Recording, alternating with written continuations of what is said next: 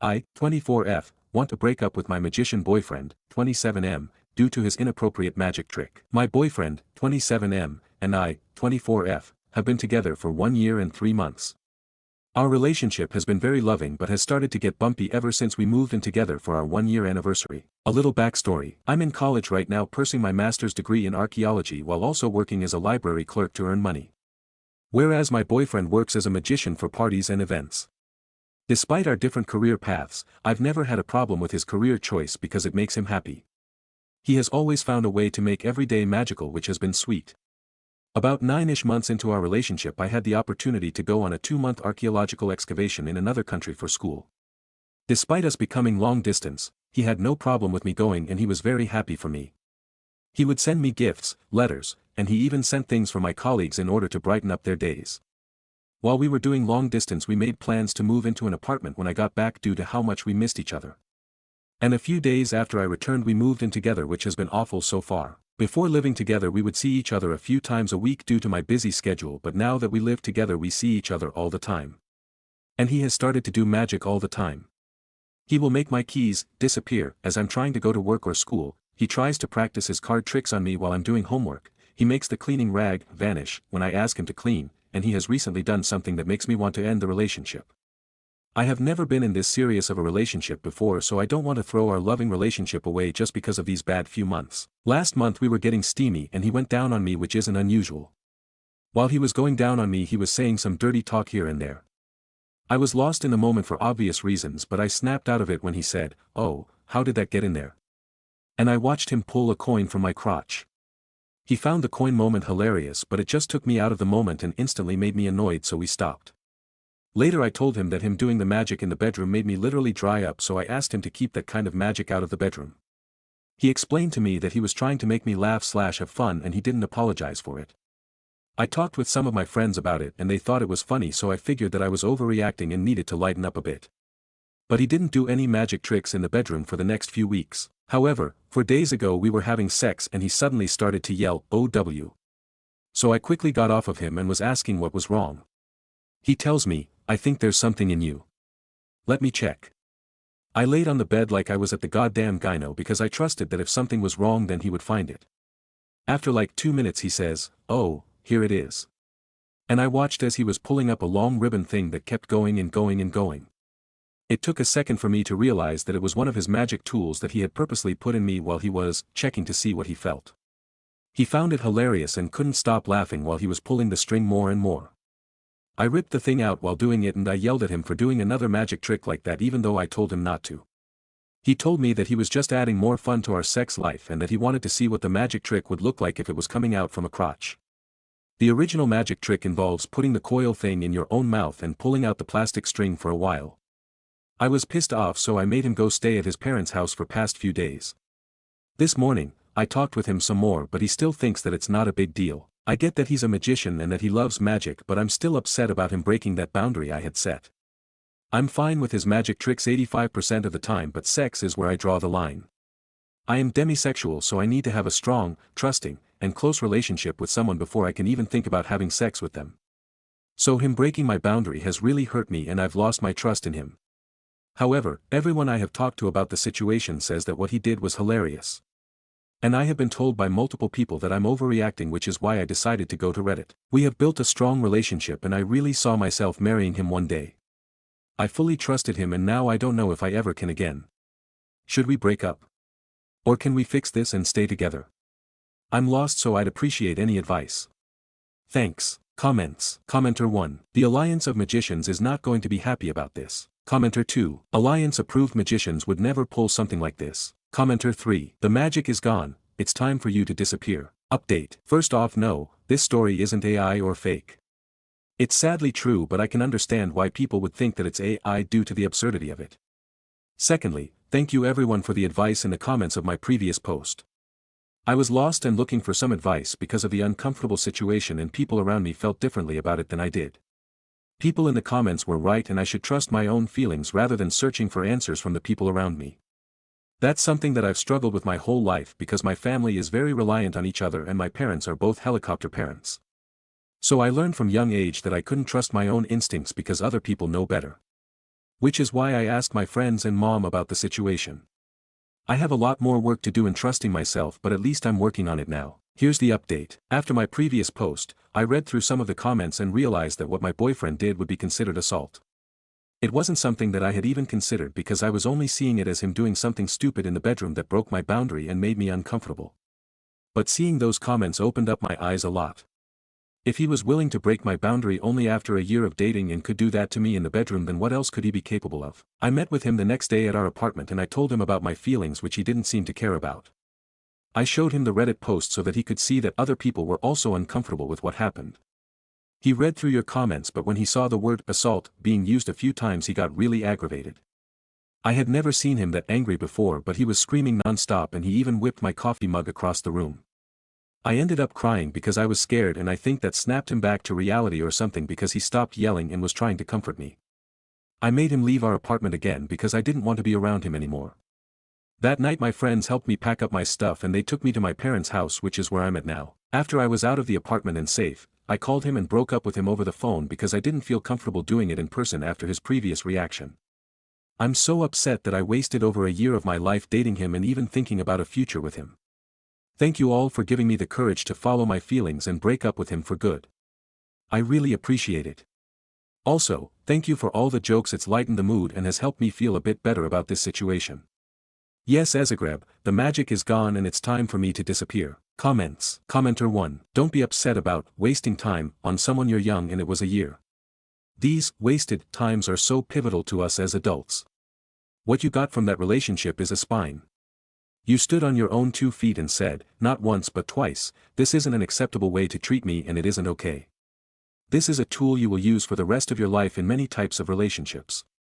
Don't feel sad, feel empowered. Commenter 2. Yes. You learned an important lesson, OP, and you can just be thankful it's over now. Don't be too hard on yourself. Commenter 3. Bold strategy to prove he isn't abusive by chucking a coffee mug. Happy you are safely out of there, OP. Commenter 4. And just like that, poof, the girlfriend disappeared. Commenter 5. Ah, his greatest trick. Commenter 6. And had best freeze her credit, secure her financials and valuables, etc., before something else disappears. Move on, Han, he's not war 5H. Your time or effort, you can do much better. Stories number 2. Aita for lying to my disabled sister about the dates of our Europe trip so she couldn't come and then refusing to apologize when she found out. I, 32 non-binary, planned a 3-week trip to Europe with my brother and 2 close friends. We're going to Italy, France, and Spain, mostly by train, and the itinerary is pretty active, lots of walking, early mornings, and trying local food. I have traveled with each of them before and had a great time. My younger sister, 26F, is not an easy person to travel with. She uses a walker, which makes traveling very slow and complicated, especially in Europe. She's extremely picky, won't eat unfamiliar food, has walked out of restaurants because the menu stressed her out, doesn't like walking, gets overwhelmed easily, and has caused issues on past trips, including once making me miss a flight because she refused to leave the house without taking 90 minutes to curl her hair, and underestimated how long security would take to inspect her walker. When she heard I was going to Europe, she asked if she could come. I didn't want to say no and cause drama, so I lied about the dates.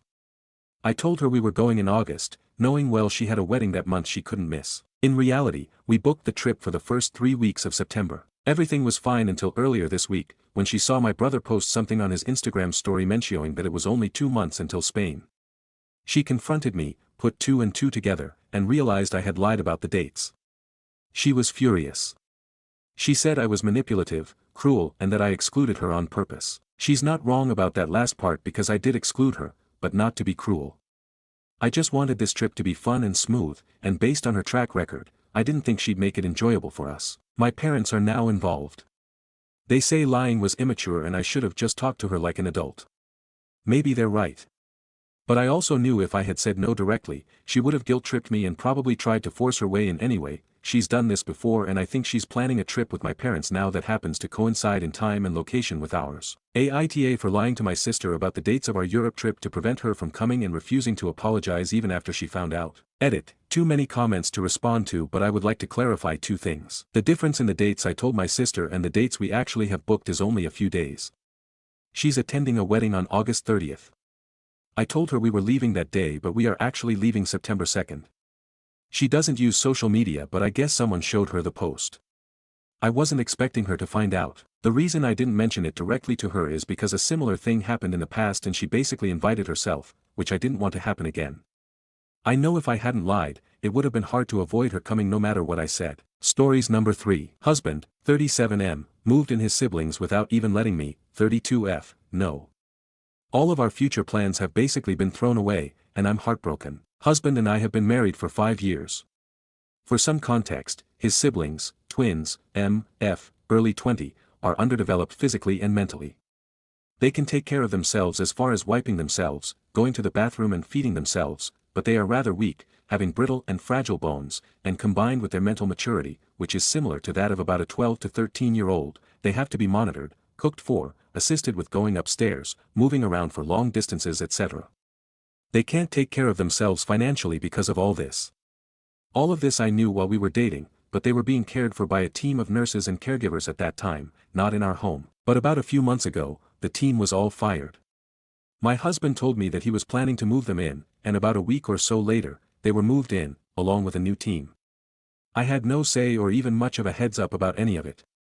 The house suddenly became full of staff, someone was always there. Our privacy was basically snatched away.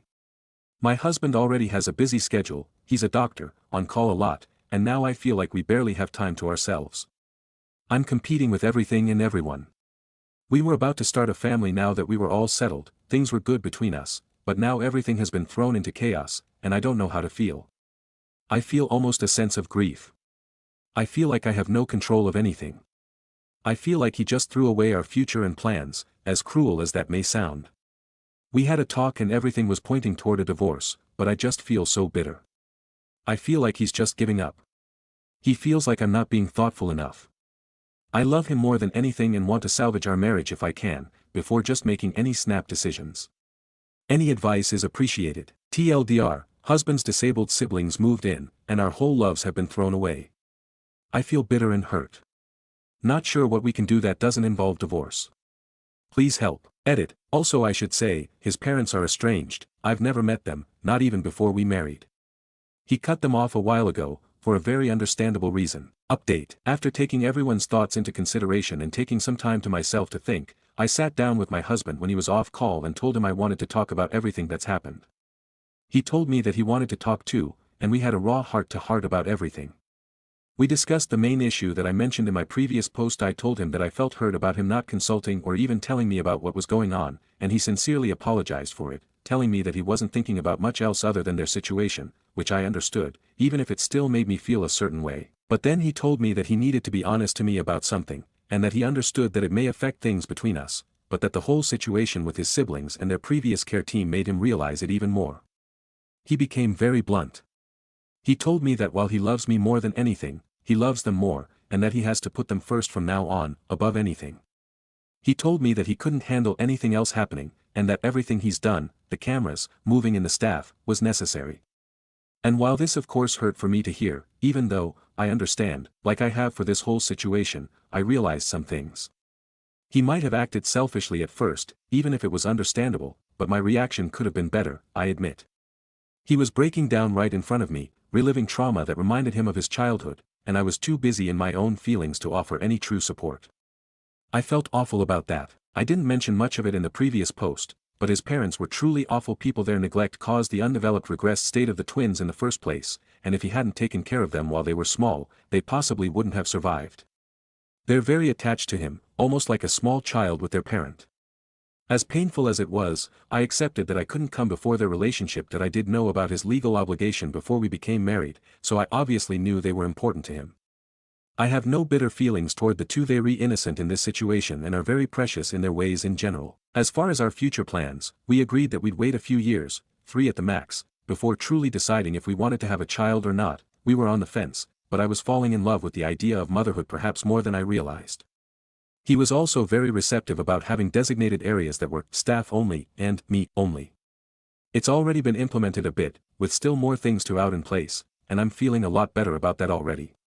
And lastly, I realize that this may seem like the fool's option to some, to the many who jump straight to divorce, but now I know of all the facts and where he stands, so anything that may happen from now will be completely on me. I feel hopeful in my decision, and am not wanting to give up. For him, and the marriage that I still value so much, I am willing to give it a try and try to adjust to our new normal. Thank you to everyone who helped me. Final edit, thank you everyone, I'm logging out from this account now. I appreciated some of the advice more than others, but everyone's opinions were still read. Overall, I am content with my decision and am looking forward to seeing what the future might bring for us. Whether we have children or not, with the resources that we have, I am sure we will work things out. We both know where the other stands, and what we've gotten into. That conversation we will revisit when we make our decision. We love each other, whether some choose to believe it or not.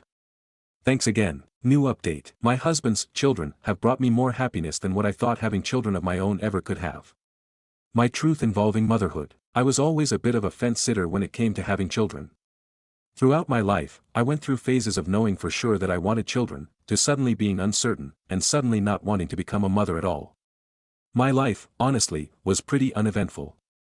I saw the women in my community having children, and began to soon fall in love with the prospect of motherhood, as it seemed exciting and appeared to give women, who chose to become mothers, a purpose. Everyone else seemed to be sure, but I couldn't understand why I wasn't. I married my husband, 39 now, 7 years ago. He is a successful, well-off doctor with a deep connection to his siblings, more on that later. Marrying him was the happiest day of my life. I'm absolutely in love with him. His job keeps him busy, but also because of his job I have the privilege to stay at home and pursue whatever I want. I did some small online work, but ultimately I was a stay-at-home wife, which I enjoy. After marriage, we still waited a bit before deciding to have children. He has a legal and moral responsibility to his siblings, twins M.F. who are now early mid-20s, but I wasn't concerned about this when it came to us possibly having a child. Seeing how he is with them, his love and sacrifice along with his dedication to his responsibilities and to me was confirmation that he was already a great, selfless father. As I mentioned earlier, he is their legal guardian, and has been since he was 18 years old. But he has essentially been their caretaker since birth, due to extreme neglect abuse towards them from the ones who birthed him. If it wasn't for him, quite literally, they would not have survived.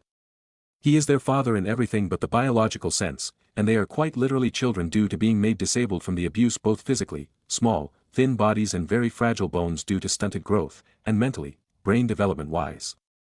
They are around December 13th mentally.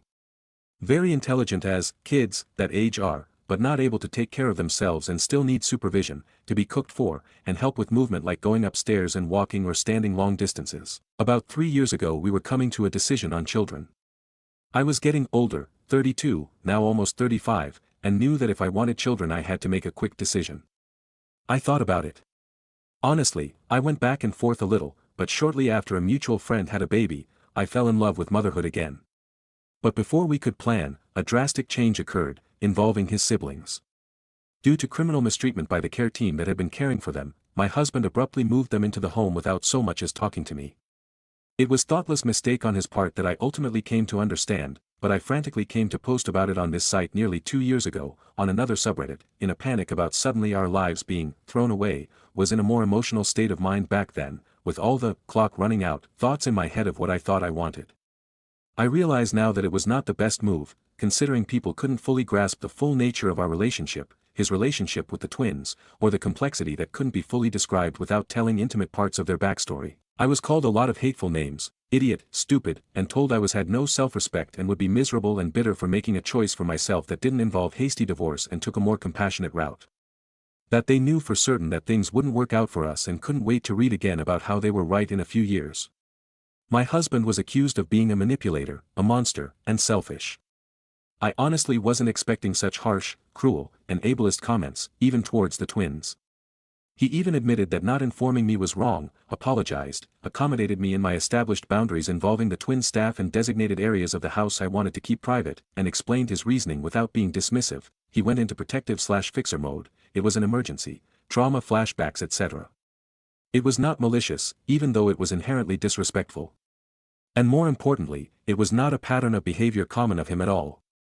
But apparently that wasn't enough for the people on the post, especially the fact that we agreed to wait on the topic of children for 2 to 3 years to see if I could adjust to this new normal, or whether it would be best for us to split ways, because he was going to prioritize his siblings if it came to it. This took a bit of a toll on our marriage, but neither of us wanted to give up on each other so easily. On the other hand, I hadn't been completely honest. I left out important information and took a naive approach to things he had told me regarding the twins' role in his life. He had told me before marriage that he was their legal guardian and how important they were to him, and that he would always be their father. I knew this, but took his words as more surface level than seriously reflecting on what they meant. He had also told me that the plan wasn't to leave them out of the home for long. The care team at the separate house was only temporary due to a certain circumstance, but again I didn't properly reflect on what this could mean for the future. After the incident had occurred and the big change had happened, we had a raw, open talk, and he bluntly told me that they were his top priority, and considering he is like their father, I accepted that fact. It was a bit shocking at first, until my counselor, and a few helpful people from the post, told me I essentially got into a marriage with a man already with children, and had seemingly ignored the fact. Something changed in me. I saw the love differently, and could understand why they were first. A few months passed, then a year. Since then, we have been to marriage counseling, though working around his schedule is crazy, a few vacations, some with just us, and some with the siblings, and are in a much better place. We have evenings out and time to ourselves when it allows. The adjustment at first was difficult, but it was not as life-ending as I had been led to believe. The desire for a child, for one reason or another, naturally started to fade. Even though the twins have full-time, around-the-clock care from the in-home nursing team, I started gradually spending time with them. Sitting with them at breakfast. Going out into the gardens with them. Doing puzzles with them. Listening to them as they talked to me about their favorite things, and how much they love their father. Something happened that I never thought would. I started to fall in love with them in a maternal sense. I am ashamed to say it, but I was skeptical that it was possible to grow such an attachment to older children that weren't your own. Or to anyone that wasn't your spouse or actual children. I used to feel like I had no purpose. Even after marrying my husband, I couldn't decide what I wanted. Maybe that was why I waited so long into my 30s. My counselor also put an interesting thought in my head.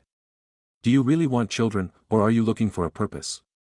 As I said, my life used to be pretty uneventful. But now I am so passionate about things such as disability awareness, child abuse awareness, and have gotten involved with so many foundations. With our wealth, I feel like I can actually do something. And I have wanted to be a children's book author. The twins really enjoy children's books more so than chapter books. My husband and I have grown closer through our love for them. I may not be their mother, but I really do care for them. I don't have many conflicting thoughts about children anymore.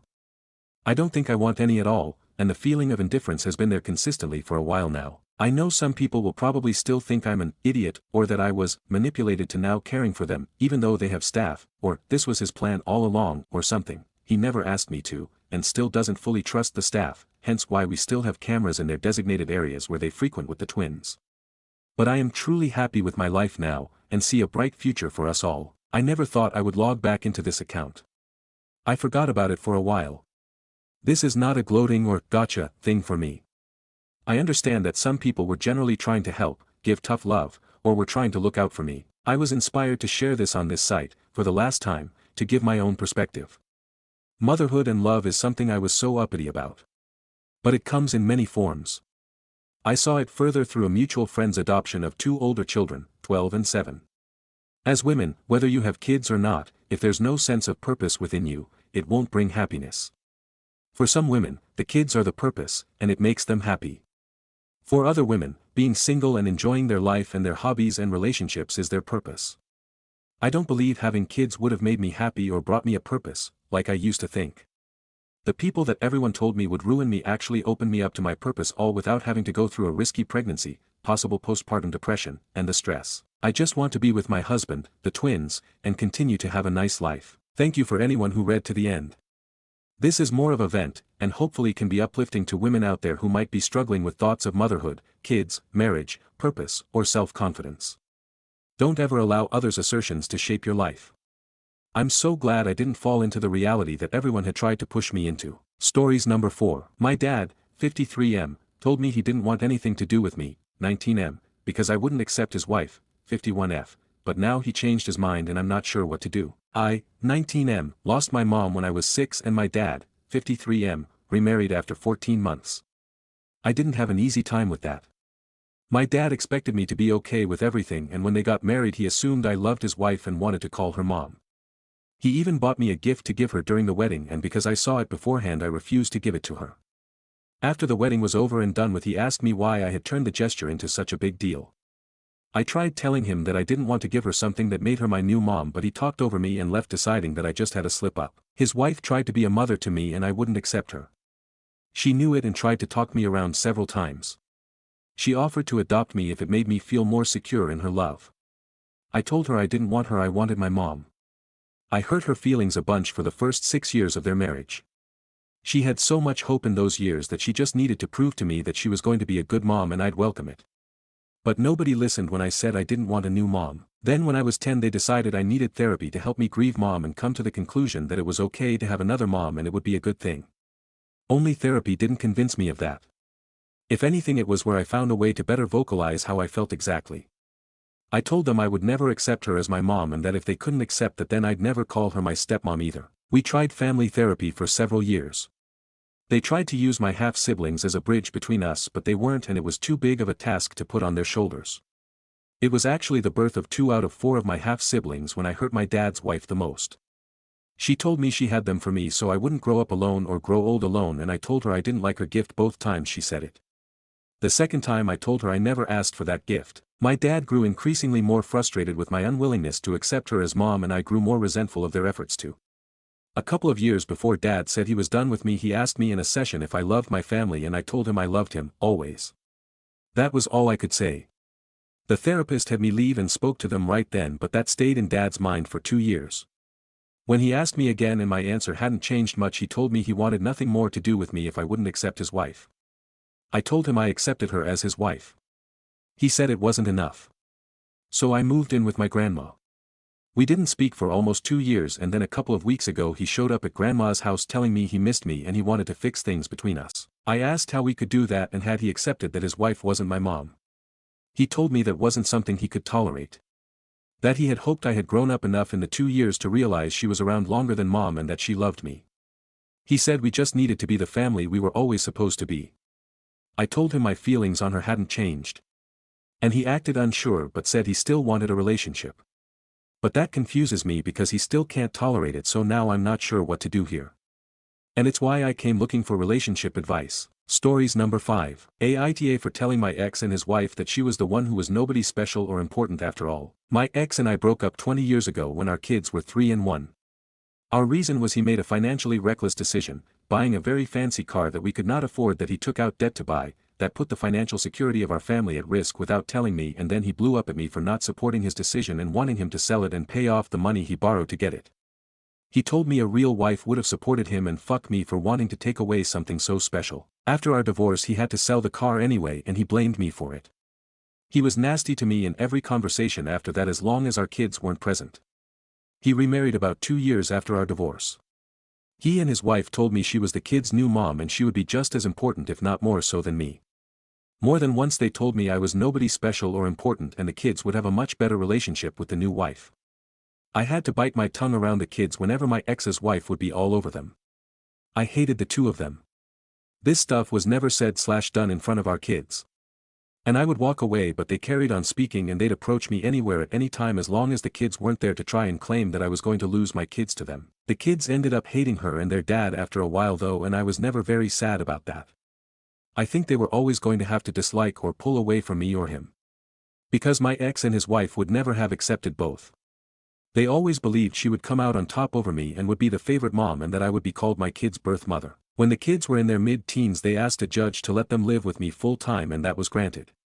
They had calls and some non-overnight visitation with their dad that they hated, and now both of them are in college and in their 20s and they have been no contact with both for a couple of years now. I was recently at the opening of a new restaurant in town when my ex and his wife confronted me over the state of their relationship with the kids. Before they could get too nasty to me again I smiled and told them that it was not my fault they destroyed their relationship with the kids and they were wrong about the outcome. Then I decided to be a little petty and I gloated that I guess she was the one who was nobody special or important after all because the kids certainly never called her their mom. I know what I said was petty and that it was rubbing it in. Maybe it makes me as bad as them. Or maybe not. But it felt good after years of putting up with so much from them. Does it make me TA? Stories number 6. Found photos of my pregnant sisters and breastfeeding video on my boyfriend's phone. What do I do? Hi fam, long time listener, and I have never had a problem like this where I have needed advice on. First ever post, so bear with me please. My boyfriend, 22M, and I, 21F, have been together since 2019 with only one breakup in that time. A little background, he is my high school sweetheart and also the only man 4 ever slept with. We broke up previously due to immaturity on his part and not being ready for a life commitment. On to the issue, we have had a photo album of us we have been working on together since we first started dating and it's almost complete. I went to his photo gallery to see if there was any new good photos to add to our album to finish it off. We have an open phone policy. Anyway, I'm scrolling and I see photos of my pregnant sisters and a video of my sister breastfeeding her daughter. I can't describe the sinking feeling that came over me and how fast my heart started to beat. The videos and photos were recorded from my phone 24 days ago while I was sleeping. I have no idea what to do or what to say to him. The one thing I have done so far is edit them on his Snapchat to where the video says, "Why are these on your phone?" and to the pictures. I'm currently waiting for him to wake up and notice. Once he does, I'm not sure what to say or what to do. So Morgan and 2 Hot Takes fam, what do I do? Comments. Commenter 1. He is filming your sister breastfeeding and exposed without her consent. He is not a safe person for you or your sisters. I'm also wondering if what he did is illegal in your area. There is no coming back from this. Get him out of your life now. Commenter 2. She says they were recorded from her phone. I think she is saying he sent them to himself while she slept. He's a creep. Commenter 3. Wake his butt up and confront him and tell your sisters what he did. Commenter 4. I agree, why should she give him the luxury of getting a good night's sleep? I would get screenshots and proof before I wake his ass up, though. Also, I would record the interaction, especially if he confesses. Update. Hello 2 Hot Takes fam. I just watched the newest episode number 223 Dumpster Dive and was absolutely shocked to hear my story read. Morgan, Justin, and Lauren, thank you for taking the time to read my story and give feedback. I figured I'd update for the benefit of you all and the commenters who were supportive and not aggressive. Basically what happened was he woke up about 1 hour or so later. It took him only 30 minutes to open his gallery and I got the privilege to see his face go snow white. Yes, all photos and videos have been thoroughly removed. It took him a minute to gather the courage to speak, but when he did I cut him off and immediately asked him, what the fuck did he have to say for himself? He started by apologizing and saying he knew it was wrong but did give me an explanation. He said that as I know he has a not getting caught kink, and the idea of seeing skin along with the idea of what I would look like pregnant made him act like scum. Side note, I'm the youngest of 12 full biological children and we all look extremely alike. He did say that in no way was he defending the absolute creep that he was, but that he would do anything to make it right, including reaching out to my sisters to tell them what he had done. Fast forward through about 5 hours of arguing and crying, my only option was for space to think and time to get my sisters' responses. After space talking to my sisters, the final decision I'm not sure how you all will feel about, but I'm doing the best with what options I have. We decided to work on things, add in the fact we had just signed a 12-month lease together. We will stay on separate rooms for now. My phone's password will be changed and he is not allowed access to it under any circumstances. His phone will have no password and will be open to me at any and all times. Extremely limited contact with my sisters, and it was agreed that at any point if I can't move past this we will be completely done and he will move out but pay his portion of the lease until it ends. I know this isn't what a lot of you were hoping for, but my sisters forgave him after a good shaming and I decided that of all our 6 years together this was his first actual mistake and I'm going to try to forgive, but we never know what the future holds. Comments. Commenter 1. EW. Commenter 2. Right? That's not just a red flag, that's a full-on billboard. Can't believe OP is even considering staying after that. EW doesn't even begin to cover it. Commenter 3. FR like, not getting caught kink. Bro, that's not kinky, that's just foul. IDC how long they've been together, some shit you don't come back from. Commenter 4. That would have been the deal breaker if nothing else was. What else are you going to kinkily hide from me? Commenter 5. Oh honey, it's not a not getting caught kink, it's voyeurism. It's not just your sisters. If he's willing to violate another person's privacy in your family, he's doing it to strangers too. Start the countdown for when he's arrested for filming up women's skirts on an escalator or putting hidden cameras in the ladies' room at work. Don't stick around for that. Especially when he also apparently has a breeding kink and will want to keep you pregnant. Screw the lease. Don't let a man ruin your life over 12 months. Commenter 6. One thing that a lot of people forget with kinks is that they all require consent. This means that everyone has to discuss things ahead of time and agree on what is or isn't okay. Everyone also needs to understand that consent can be revoked at any time, for any reason, and the play stops at that exact moment. So in a rational, reasonable situation one might agree for him to do things like secretly watch her, take photographs, or otherwise see what he can get away with sexually while she's not aware, or at least pretending not to notice. The moment it crosses an agreed-upon boundary or involves someone who did not consent, it ceases to be a kink and becomes sexual assault or harassment. It doesn't even matter what the kink might be. It could be something as simple as whistling a song. If the whistler is getting off on whistling, then they need to get consent from anyone who can hear them, even if they don't think anyone would ever find out.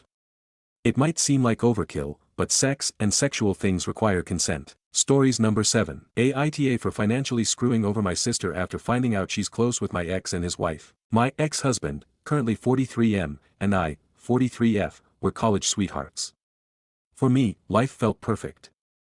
I trusted him completely. That's why it was so shocking when I found out he was in love with his much younger colleague. She was around 24 at the time. I won't get into the details of how I found out, but the affair was well known at his workplace. When I confronted him, all he said was, "I'm sorry." I tried really hard not to fall for her. He didn't seem sorry at all. It felt like he wanted me to leave him. So I did. That was 6 years ago. Our son was 4 then, and it was the worst time of my life. I honestly don't know how I got through it. And because I was desperate, I wanted him to fight for me, to fight for our family. But he didn't. He was quick to sign the divorce papers and didn't even fight for custody. It was as if he had started a new life and completely erased the old one. It took years of therapy to feel normal again, to stop checking that woman's social media and comparing myself to her. The fact that she's very pretty and charming didn't help. His family loved her. And as disgusting as it sounds, one of our common friends even said it out loud, "I don't support cheating, but I mean, look at her," when I told her about the cheating. I guess that's what everyone was thinking, this one was just stupid enough to voice it out. So I had to cut off that group of friends too. They got married 3 years ago and now have a daughter. A picture-perfect little family. The current arrangement is that our son stays with my ex on weekends and holidays, which works fine for the most part. Last week, I found out my sister, 28F, has been in touch with my ex all these years. That would have been forgivable, since they were close when we were married and she saw him as a brother. But she's actually best friends with his new wife. And she kept it from me for 6 years. I only found out because she left her phone at my house, and I saw several texts from the wife. When I asked her about it, she just brushed it off and said it wasn't a big deal. I told her she can do what she wants, but I will be cutting her off completely. I was helping her pay her college loans, lol. And going no contact. She called me unreasonable and said I'm being petty and unable to move on from something that happened a long time ago. She also said the wife is a lovely person and a good friend. She said she will be fucked, financially speaking.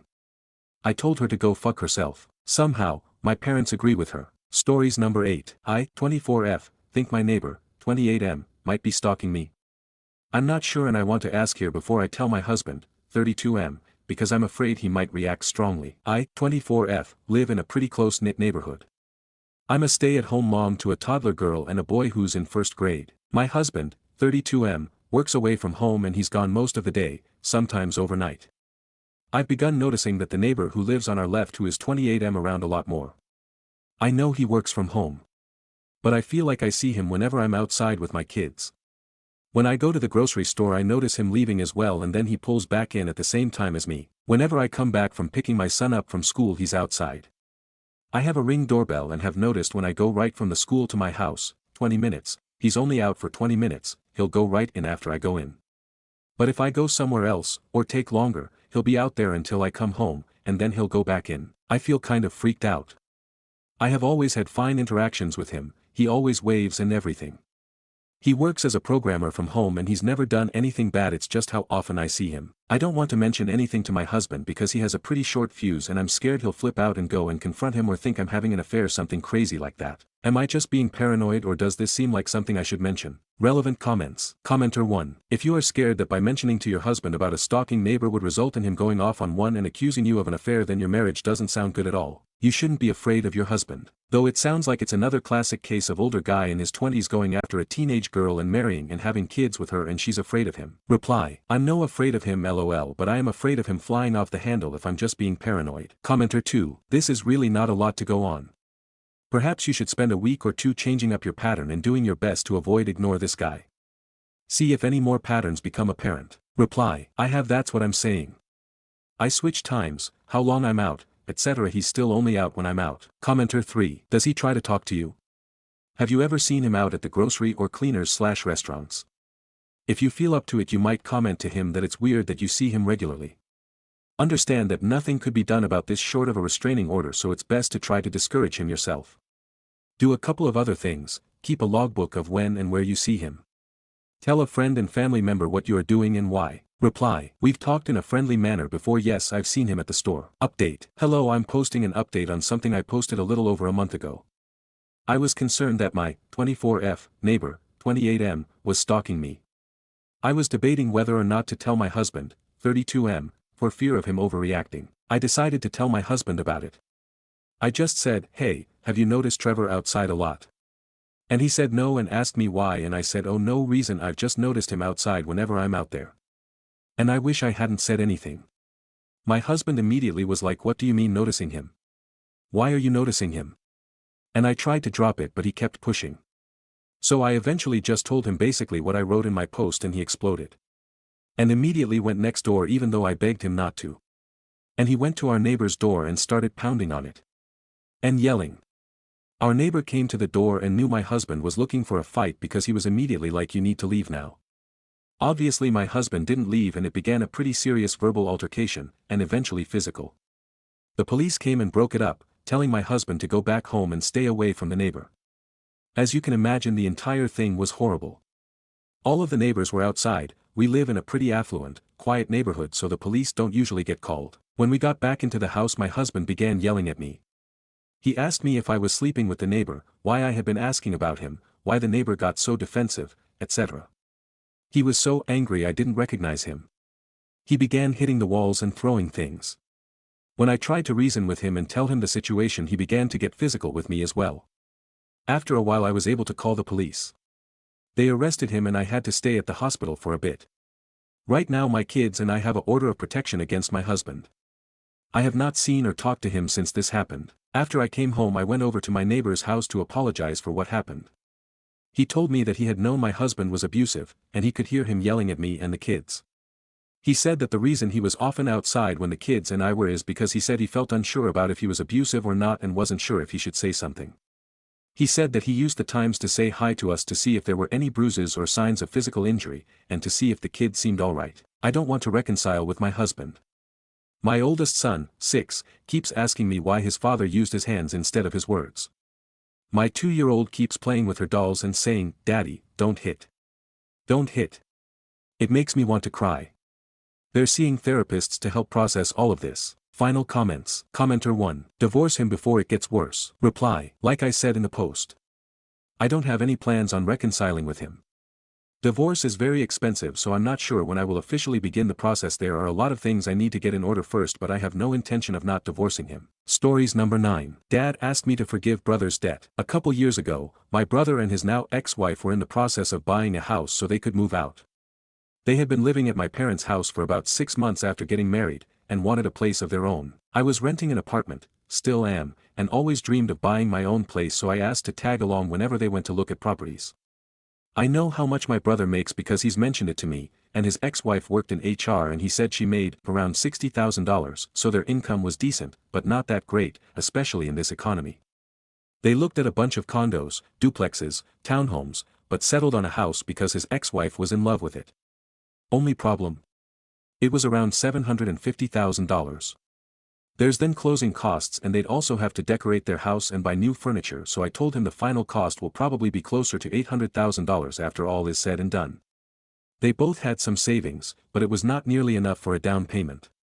I told him to reconsider because the house was beyond their means, but he wanted to make his wife happy, so he asked my parents to co-sign. I refused and said I was planning to get my own place soon, and asked to borrow money from my parents and me to make the down payment. I didn't want to because I've always read that mixing finances with family always ends up badly, but my parents kept nagging at me to do it because they were hoping that by my brother moving out, they would get grandchildren in the near future. I reluctantly agreed to loan them, nothing in writing, I know, $30,000, while my parents pitched in $45,000, and they got the house. Fast forward to 2 years later, my brother and his ex-wife started having problems and she asked for a divorce. He told our family that he was blindsided. They sold the house a couple months later, but the house had fallen close to 5% due to the housing market. After realtor fees and other fees, they distributed the money based on what they put in. But because of the drop in value and realtor fees, my brother couldn't pay me and my parents back right away. That was about a year ago. To this day, I've only gotten $15,000 back, only because I'm always on his ass to pay me back on a regular schedule. I have no idea what he still owes my parents.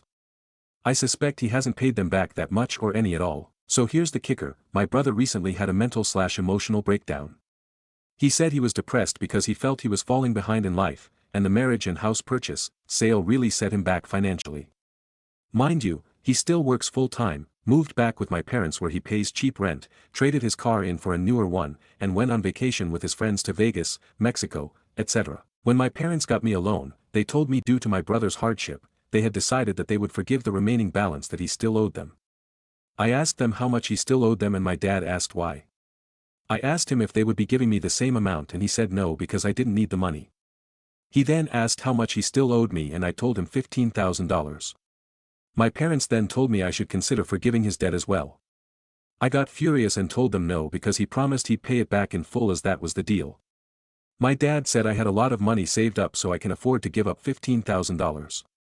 I stupidly shared with my parents not too long ago that I had close to $150,000 saved up because I thought they'd be proud of me. Anyway, we got into an argument and my dad said my brother does so much for them and the house, I don't live there anymore, so he deserves a break.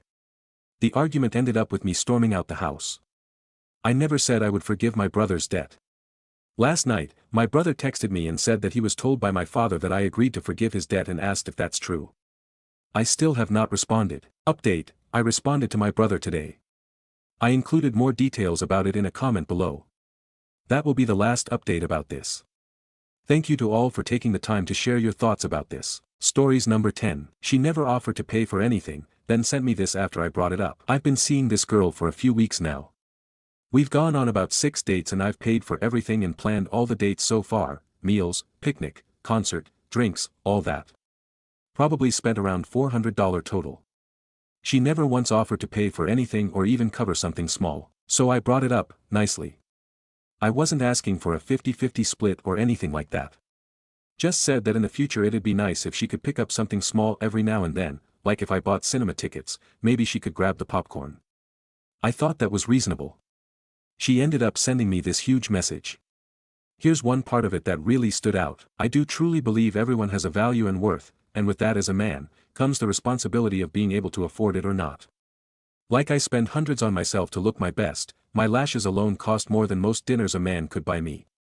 So how I view it is, I spent hundreds on myself, hours and hours of daily gym, Pilates, self-care, body lotions, oils, creams, skin care, hair masks, nails, lashes, eyebrows, makeup, it goes on and you've noticed this yourself because you said it shows that I take care of myself. But I don't spend hundreds of dollars and hours of self-care on myself so that I end up with a man that's making me spend more money on being with him. I genuinely do think it's just about my sense of self-worth, because I truly see myself as an incredibly high-value woman and I know what I deserve. You mentioned you like the way I'm well-spoken, I do as well. I like the way I'm mature, well-spoken, and intellectually very developed and I feel that's an outcome of my extortionately expensive tuition all my life from having taken private classes in every instrument, sports, tutors. I even told you I was made to go get massages every week. Money doesn't buy class, my class is my value. It may be weird to phrase it this way but it's like a product. I am the outcome of a lifelong investment that cost millions of dollars, and I just believe with such high value of course it's unfair to end up with a guy who then expects me to spend more money on just being with him. It's just interesting because I know you value things being fair, but I do too, but I just see it very differently as you do. Even just going out for a fancy dinner, spending hours on makeup and hair, it's literally the more effort I put, the better I look, and he should be deserving of all that effort and care and beauty, not then be stingy with his money. I honestly didn't know what to say after reading that. I do respect people who take care of themselves, and yes, she looked great and always put effort in, but this whole thing felt so transactional and out of sync with how I view dating. I wasn't asking her to invest financially, just to show some kind of effort beyond showing up. I ended up blocking her. I don't even feel bad about it. It just became really clear we were living in totally different realities. Stories number 11. My 15-year-old idiot kid got his GF pregnant on purpose. I 30F have a child who is 15M, we'll call him Ollie, plus other children aged 2, 6, 9 and 11. As you can tell by my own age, I was teen parent. I was lucky and we married at 18, still married, healthy relationship, worked our way out of a very dire situation, graduated, started a trade etc., and we are comfortable, stable in all ways. This information is relevant. Ollie has been friends with this girl, we'll call her Bree, since he was 7 years old. Their family used to live in the same city as us and went to the same school, same friendship group. We know her parents and are long-distance friends ourselves, not close friends but say hello when the kids are on video chat, had drinks together before. Bree's family moved to a very small town 3 states away due to rental affordability. No secret, we all have talked about the rising costs of everyday life. The cost of living in this city has risen, forcing many locals out. They moved because of that and for better job opportunities 18 months ago. Since then, Ollie has been begging for us to follow, giving us a sales pitch on cheaper housing, better paying jobs, none of which fit either of our professions, the whole works. We have said no because, well, no, but even if we wanted to, our other children are in school, sports, and have friends here. Selling and buying another house, finding work outside of our skill set or having to learn new skills, any normal adult would understand this, he does not. Well, fast forward to Christmas. Bree's family come back to our city for a holiday and the kids met up multiple times with each other. It was my understand that they were always with the other kids, but obviously not, since Bree is pregnant, and I am certain it was on purpose. He has access to condoms. I don't care for opinions on that, my access was restricted and I had him. He has had sex ed from me, my husband, school. He knows damn well how babies are made and how not to have one. Ollie now wants me to move to be with her and the baby. It's confirmed. I've talked to her parents, and I said no, I don't feel I need a reason, but he asked, "You're 15. We don't have any proof at your child yet. I'm not moving us away from our lives and you aren't going alone until you're 18. We will do a DNA test, then we will look at parenting plans," and topped it off with a "too bad, too sad. You made your bed, now you have to sleep in it." He took that back to Bree and now all communication between me and her parents has been cut. I'm a terrible person. My comments about the DNA test are disgusting and it's fueling my son's hate for me. He says I am keeping him from the love of his life and future baby, using my own successful relationship as proof it will work out. I actually don't even know if I am right or not. I'm just really upset and feel like my life I worked really hard for has been destroyed. Edited for update, to answer some question. She is due September around the 22nd. So no, there is no option for abortion. I don't think that or adoption ever was. Ollie admitted it was on purpose last night. Apparently, it was Bree's idea first, as a joke, that turned into a plan together. Bree's parents will only pass messages through my son, and I have heard this for myself. I stood outside the door and listened to them tell him, "Tell you mother, insert info below," because I know I will just go off on her about that bullshit still. They are talking shit about me with my kid. They are appalled I would think that way of Bree when I have known her for more than half her life and do not wish to talk to me. I will not allow him to move out there alone. There are some past issues, such as Bree breaking up with him twice in the last 18 months because she found someone that she liked more. Her new town, around August and October last year, same boy, and when it ended, she came back to Ollie. Bree is a nice girl, but her behavior is toxic and has been since a child. Her mother and stepfather are nice, but the relationship is unstable. The house is chaos, 9 children combined, blended family and 2/3 teens with serious mental health struggles. He would be leaving stability for chaos and no structure. I want a DNA test. I will not budge on that. I am close to cutting his contact totally at this point because they are only empowering him and reinforcing his behavior towards me and his father. His father is a man of few words, which is unhelpful. So far he's backed everything I have said and only really chosen to say, "You have the intelligence of a pear." Update 2, things have gone south even further. At this point husband and I have been blocked on all social media and numbers blocked, but the communication with Ollie has continued. Ollie gave us Bree's parents' email address to send an email to, but before using that I asked him to video chat Bree with me there, and then I could ask Bree to please get her parents so I can talk to them about this and tell her that if they were going to continue to refuse then I would be blocking all contact to Ollie and communication until this is resolved. I told Ollie this before the call. At first he flipped out about it, but it was this or I cut communication completely. I do think he understood that it is not okay that her parents are speaking to me through minors, and he said himself he would like us to talk to each other. Bree joined the call and hung up when she saw I too was there. Ollie called back a few times and she didn't answer. She asked via text why I wanted to talk to her, and Ollie told her that I wanted to speak to her mother, and if we didn't resolve the communication issue then all contact would be ended until her parents made contact with us and we make a plan for the next few months, including DNA, and then birth arrangements. Said that if the baby is his we will travel there for the birth and first few weeks after. He told her that I personally think it probably is his baby, but I want to be sure and make sure everything is done right from the start. Well, Bree blocked him with a reply, and he is totally heartbroken, not eating, sitting in his room all day and night, not mad at me surprisingly, very, very sorry for him and to us, sad about it all and I think regretful. He even asked me if there was a way to undo it for himself. I haven't talked about signing over rights, male abortion, his father called it, because I think he's just upset right now. A mutual friend of Bree and Ollie's here in our hometown showed him a few posts she has made in the last 24 hours. Things like, "It's you and me against the world baby girl," and memes about deadbeat dads. She also announced the pregnancy which she hadn't done yet, and the post had some single mother facts and quotes. Ollie's friends knew about the situation, and a few were under the impression he had dumped her and the baby, going by the posts, but when he explained that what had happened, they all rallied for him in the comments. I said not to, and now she's blocked them, and we can't see what she has posted. This is just a nightmare. I have had a plan personally, not set but something I wanted to talk to her parents about, but I don't even want to waste my time at this point. Ollie gave us Bree's parents' email address to send an email to with said plan. Basically, Bree does DNA blood test. We will pay the full $1,500 for it. If it is his baby we can book flights and plan to be there for the first month. I'll stay too with Ollie, maybe even the whole family, and then we can also work on a parenting plan and getting into mediation for a judge to sign off on it. Ollie's father and I spilt for the first 7 months of his life, so we have done this before and we know the process. But at this point I think I will just leave it to settle before sending an email. Relevant comments. Commenter 1, nobody going to point out both children are manipulative? Obviously the girl was on board and it sure seems like they both kept it under wraps until it couldn't be aborted. Both children are bad actors here. Reply, this I think it was planned 100% on both sides and this was Christmas. She's around 24 weeks I believe and way past abortion. They also never told us until 20 weeks. Her family knew but never contacted me. Commenter 2, quite the manipulative teen you got there.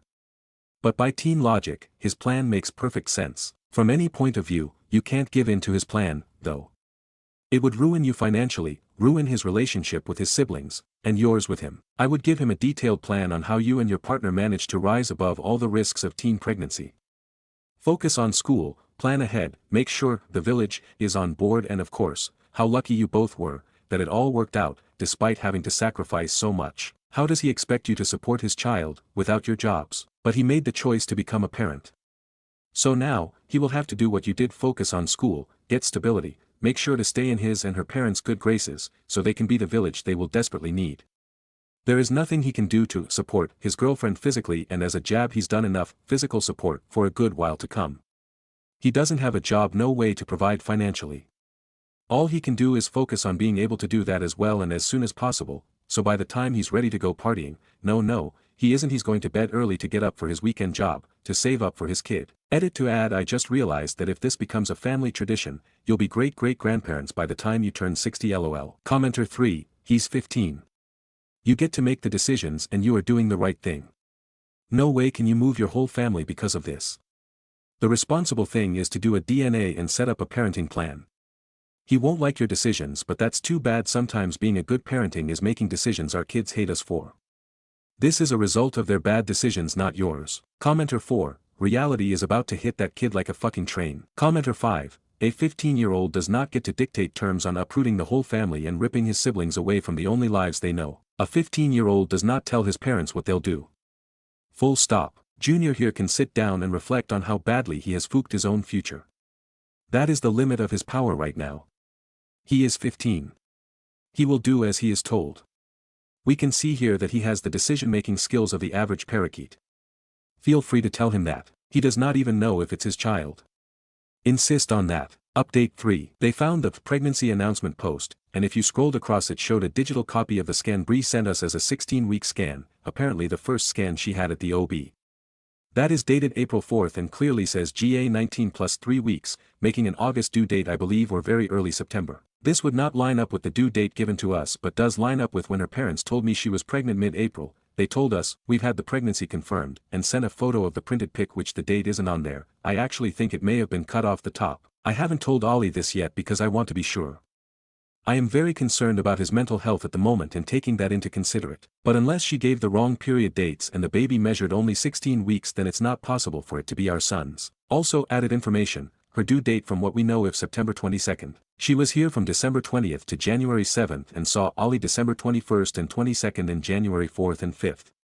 Never overnight. I asked Ollie when did this happen, and he said January 4th was the only time, which makes more sense as they were in public gathering. Otherwise, they were at a mutual friend's birthday that night but never stayed overnight. I have had 5 kids and I know the dates are too close to figure it out that way. Ollie also said that the joke Bree made was to just see, if it happens, the pregnancy because then it's obviously meant to be and he would be able to move. To me it sounds like she had the plan a lot longer but I may be biased here. Relevant comments. Is OOP cutting her son's communications off with Bree? Reply, sorry if it sounds childish. I'm only updating because I have no one to ask or talk to. I don't want to reach out to other parents I know or FB without knowing it's actually my son's child first, and to be honest I am embarrassed. I threatened to cut off Ollie's contact to Bree only because her parents were encouraging his attitude towards us at home. Commenter 1. So what you're saying is that the most immature people in this situation are Bree's parents? I expect teenagers to make questionable decisions, although generally not to the extent of, get pregnant on purpose so we can force people to move, but the parents are a whole new level of WTF. Reply, I am wondering if Bree has somehow maybe manipulated the situation there. I couldn't imagine being like this, and the family I have met before did not appear this irrational in the past. Commenter 2, is her social media public or private? If it's public then sign out, in some social media sites you can see without being a member. Then you can track what she posts. Are you even sure she is actually pregnant? Is she showing yet? Has she sent ultrasound photos? She could be lying about being pregnant in the first place. The fact she blocked your son and friends shows it's probably not his. Hopefully your son realizes how horrible this girl and her really are. Reply, her parents confirmed she was pregnant. She is not really showing no. She sent a ultrasound photo but it's a photo of a photo. I wanted to keep access to her social media to see if she uploaded on that showed more information so I could check dates. I will see if your advice works. Commenter 3, definitely don't budge on the DNA test. You never know, especially with her seeing the other boy. Commenter 4, honestly the parents' reaction to the whole situation is very odd, especially if you claim they didn't seem this way in the past. I agree with the sentiment that Bree might be twisting the narrative to her parents, just as she is twisting it online with the whole deadbeat dad posts. I would very much stay firm with the DNA test. This might sound bad, but honestly I wouldn't trust her without proof based on her current actions. Update 4, I spoke to Bree's biological father, lives in this town, who had no idea about any of this. Before you come for me, there was no known DV or anything. I felt I had run out of options at this point and I just wanted a way to contact them. Bree's mother then made contact, agreed to the blood test if we paid for it. Ollie and Bree spoke again and Bree asked to come here for a holiday and have an ultrasound with him to prove dates in person. I agreed to this, but I may not be thinking straight with the stress we have all been under. She says she is 26 weeks, sent him a photo of her belly, which has grown, and told him there is no other option but him to be the father, that the ultrasound had to go by her last period date and she didn't remember so she went by her app and it was the period before. That's why the dates are out on the scan. I asked if she had a physical booklet of pregnancy notes or something because I know from experience that they have all the confirmed information on them, but she said everything is digital with her doctor and I didn't want to push because it's not my medical info. I'm wondering if I do just fly her out here on my own terms. Her mother agreed, and do the blood and ultrasound here and put an end to it all. Update 5. We all come to a travel arrangement. We paid for Bree to fly out and her father was paying for the ticket home. Bree was supposed to fly to us this morning and stay for 6 weeks total, flying back sometime in August. Her father's in charge of that flight. She was staying with us over these next few weeks while we do our annual July 4th family vacation for a week and then a couple more weeks back here at home for the ultrasound blood test. This was decided together, both families, because Bree and Ollie would like to have some kind of positive experience memories during the pregnancy, and obviously if baby wasn't his, Bree would be taken to her father's, and we would be finished with it all. But she never turned up for her flight. She texted the night before that the doctor did not recommend she should not travel as she is at risk of preterm labor due to her age and her severe morning sickness makes her only be able to tolerate pineapple juice, so she is needing to be hospitalized and maybe even deliver early. This is on top of a group photo that included Bree, obviously pregnant in a tight tee, hugging the boy she was dating in her new town, his hand on her belly. It was quickly removed from her story when Ollie asked, I think it was intentional to make him jealous. I am done. I do not believe her or her parents. I have contacted a lawyer and therapist. I will not be updating again until I know the outcome of the DNA test that I assume will not be done until after the baby is born, since I was told today, I cannot force her to have while pregnant. If this baby is Ollie's and my grandchild, I am willing to move Bree here and have her live with us. It has no chance and will continue to ruin my son's life from afar. Relevant comment. Commenter, it's very possible that she may go into labor early is due to her real due date. Reply, this is what I thought too. If the other due date is the real due date, then she would be something like 32 weeks, which would mean she would be 38 weeks when she planned to fly back. Therefore an OB may say they don't recommend it. Stories number 12. Aita for telling my entire family I don't love them and never will because I'm the affair baby no one wanted around anyway. Under 18, ages 13 to 17. Okay, so I'm 15F and yeah, I know this might get removed or clowned on or whatever, but honestly I don't care. I just need to get it out somewhere because apparently I'm the one who took shit too far when I was just saying what we were all already thinking. So my mom cheated on her fiancé with who also happened to be her best friend's husband, messy as hell and fucking stupid, yeah, but they all stayed together. Like, my mom still married her fiancé. Her best friend stayed with the guy who cheated. Then I was born, I guess I was the shitty cherry on top of that disaster. I grew up with my mom, her husband, and their 2 older kids. They had kids before me. My bio dad stayed with his wife and their kids at their house, and both families stayed weirdly blended. It was like a big performance. One big family with this unspoken rule to never bring up the affair that literally created me until I was old enough. But it was very fucking apparent to me that I was not the like rest, even before they decided to tell me the actual story when I was 12-ish. My half-siblings that I grew up made it real clear I was other. They never hit me or anything, but I got blamed for everything. If something was missing, it was me. If someone was crying, it was probably something I said. My sister once locked me out of the house and told me I should have never been born. I was 7.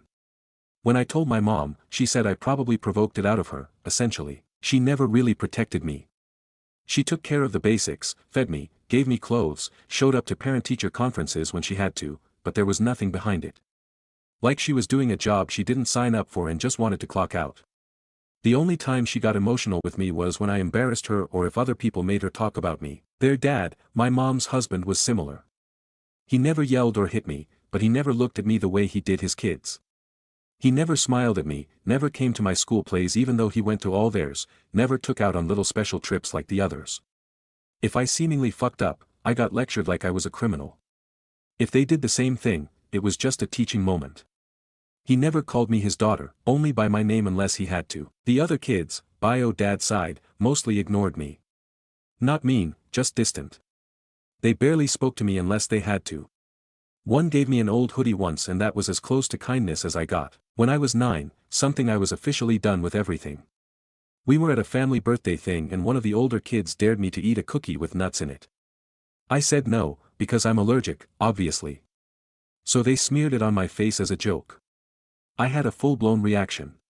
Swollen face, couldn't breathe, ambulance, the whole thing. At the hospital, my mom cried and said I scared her, but when I told her what happened, she just said they didn't mean it like that. The kid got grounded for 1 weekend. Her husband didn't even come to see me.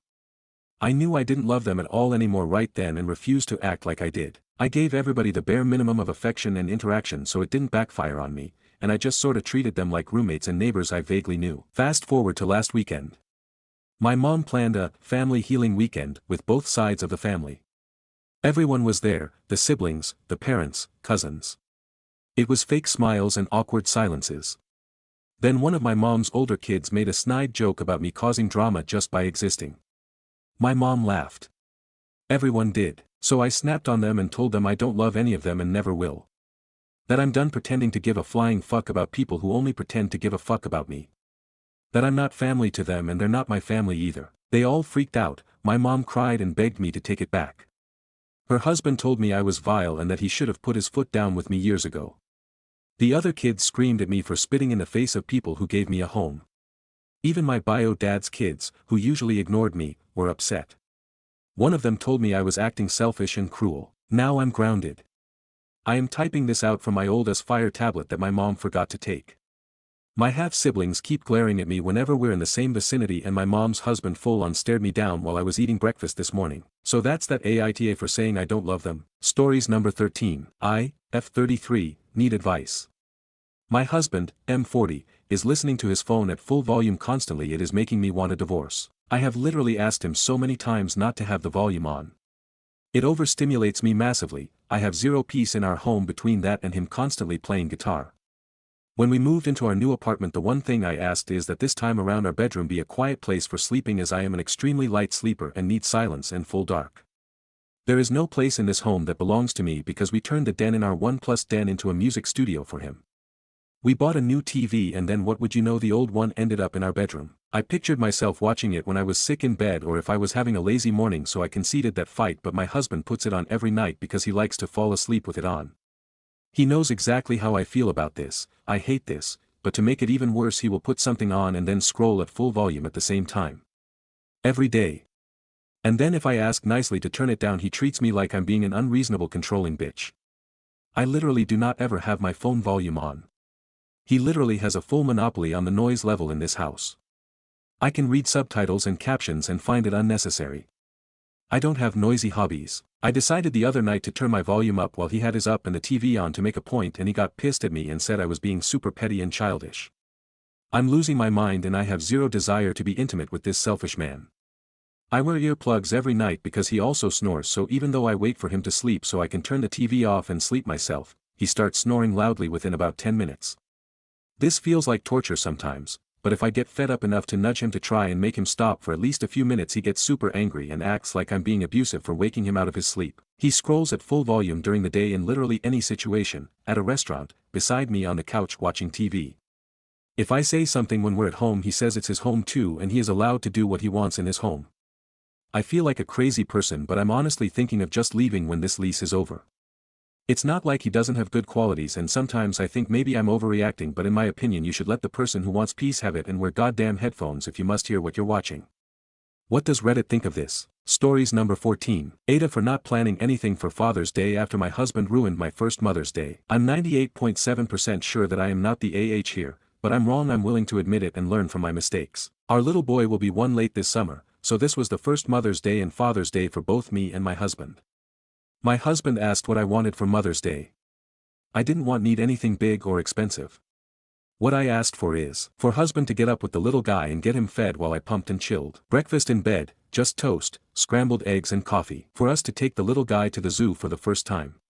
This was the main thing I was looking forward to. Go to my fave taco place for dinner. Between morning and afternoon naps we have about 4 hours of awake time. The zoo is ABT 30 minutes away, so I had figured if we left as soon as he got up from his nap and ate, we'd have a couple hours at the zoo, and worst case he could sleep in the car on the way home. We took my mom and my MIL out to brunch the prior weekend to celebrate them, his mom on Saturday and my mom on Sunday. I also got them each a thoughtful little present and flowers to celebrate their first Mother's Day as grandparents. I arranged everything and told my mom and MIL that we'd be celebrating on the actual day with just our little family, and sent them a group chat, which included husband, my dad, and FIL, just to make sure everyone is on the same page. My MIL is very pushy and overbearing, so I didn't want there to be any surprises or confusion. The Saturday before Mother's Day, FIL sent my husband a text with a picture of all the mulch he just had delivered and said something like, "Gonna be a busy weekend," or something like that.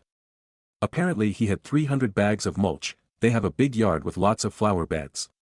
That night my MIL called my husband and asked him to come over first thing in the morning to help his dad move the bags of mulch to where they were going to be used. She said since we weren't going to the zoo until after little guy's nap, that husband could go over and help for a couple hours and then come pick us up to go to the zoo.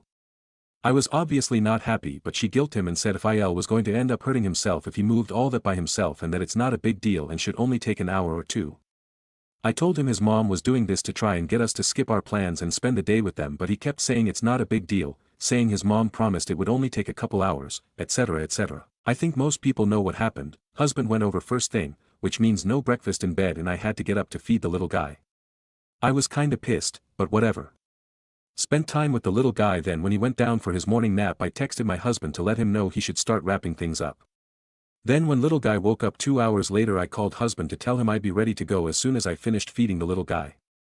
He told me it was taking longer than he expected but that he'd hurry. Like an hour and a half later husband called and said they weren't done but he was getting ready to come home. It's 15 to 20 minute drive from my L/FIL's house. At that point we'd missed the window to make it to zoo, so I told him to just stay there and finish and not worry about Mother's Day since he hadn't done a single thing I asked for. I don't think there was any doubt in his mind how pissed I was. A little later his mom called and said since we decided not to go to the zoo, that me and little guy should go hang out with her while the boys finished with the mulch. I admit that I was pretty pissy and told her I had no interest in spending time with the people who decided to ruin my first Mother's Day. I ended up staying home and ordering a pizza and binging Netflix. When husband got home he was all apologetic and asked how he could make it up. I was still pissed and told him he could make it up by not ruining my first Mother's Day. I also told him he should plan on spending Father's Day with his mom and dad because me and the little guy were going to go celebrate Father's Day with my mom and dad. Since Mother's Day MIL has been texting and calling, but I've been keeping conversations short and just giving very bland generic responses. My husband has been apologizing and asking what he can do, but honestly I don't want to bother. I know it's just a day and we can celebrate any time, like we did with my mom and MIL. But it was my first ever Mother's Day. And it's not like I asked for anything expensive or difficult. The only difficult thing is he's incapable of setting boundaries with his mom. And she's incapable of considering anyone's feelings but her own. This past Saturday he asked if I was still going to my parents', then said he'd like to go with us. I told him he could do whatever he wanted, but since I hadn't done anything for his dad he might want to go see him or something. We did both end up going to my parents and spending the day with them. It was actually a nice day. My dad insisted on grilling because of course he did, but the weather ended up being nice and we spent a lot of time hanging out on their deck playing with the little guy. I'm not sure what if anything my husband did for his dad. I know he was getting a lot of texts during the day, I assume from his mom. She did send me a snippy text saying it was hurtful to spend the day with my family at the expense of husbands, but I told her she got to spend Mother's Day with her baby boy, so it's only fair that I spend Father's Day with my family. I know my husband was hurt that we didn't acknowledge him for Father's Day, but I told him while we were driving to my parents' house that I'm just matching his energy. I admit that I haven't done anything to de-escalate the drama, but I'm still just so hurt he continues to prioritize his mom's feeling over our little family.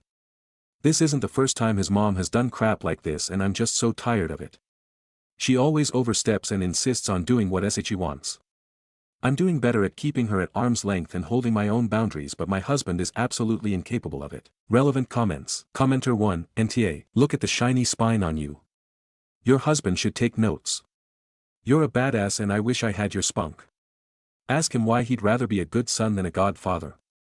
When is his child going to matter more than his mommy's fee? I'm proud you're not letting her get away with her shit. What about Christmas? Birthdays? Reply, so far it's been a lot of the same. Technically we've tried to alternate holidays or celebrate with one of our families on a different day, but his mom calls and texts non-stop if we spend a holiday with my family. I already told him this Christmas we are spending Christmas Day at home, just the three of us. That should be interesting to see what tricks MIL pulls out. Commenter 2, NTA. Although, you knew your husband wasn't going to make it by the time your son woke up. Why didn't you just take your son and enjoy the zoo? Reply, I really should have. I think I was trying to convince myself he'd come though for us. Lesson learned. Does OOP's own mother do the same thing like her MIL? Reply, LOL, actually my mom and I get along really well. She can be overbearing and pushy too, with the difference being when I tell her to back off she does. But she said the same thing a lot of people her are saying. That I'm justified in my feelings, but if we end up going down this path we won't be married for long. She thought I should accept his apology and let it go and give him the chance to do better. Is OOP's husband an only child or does he has any siblings? Reply, we're both only children. But his mom is way more invested in his life than either of my parents.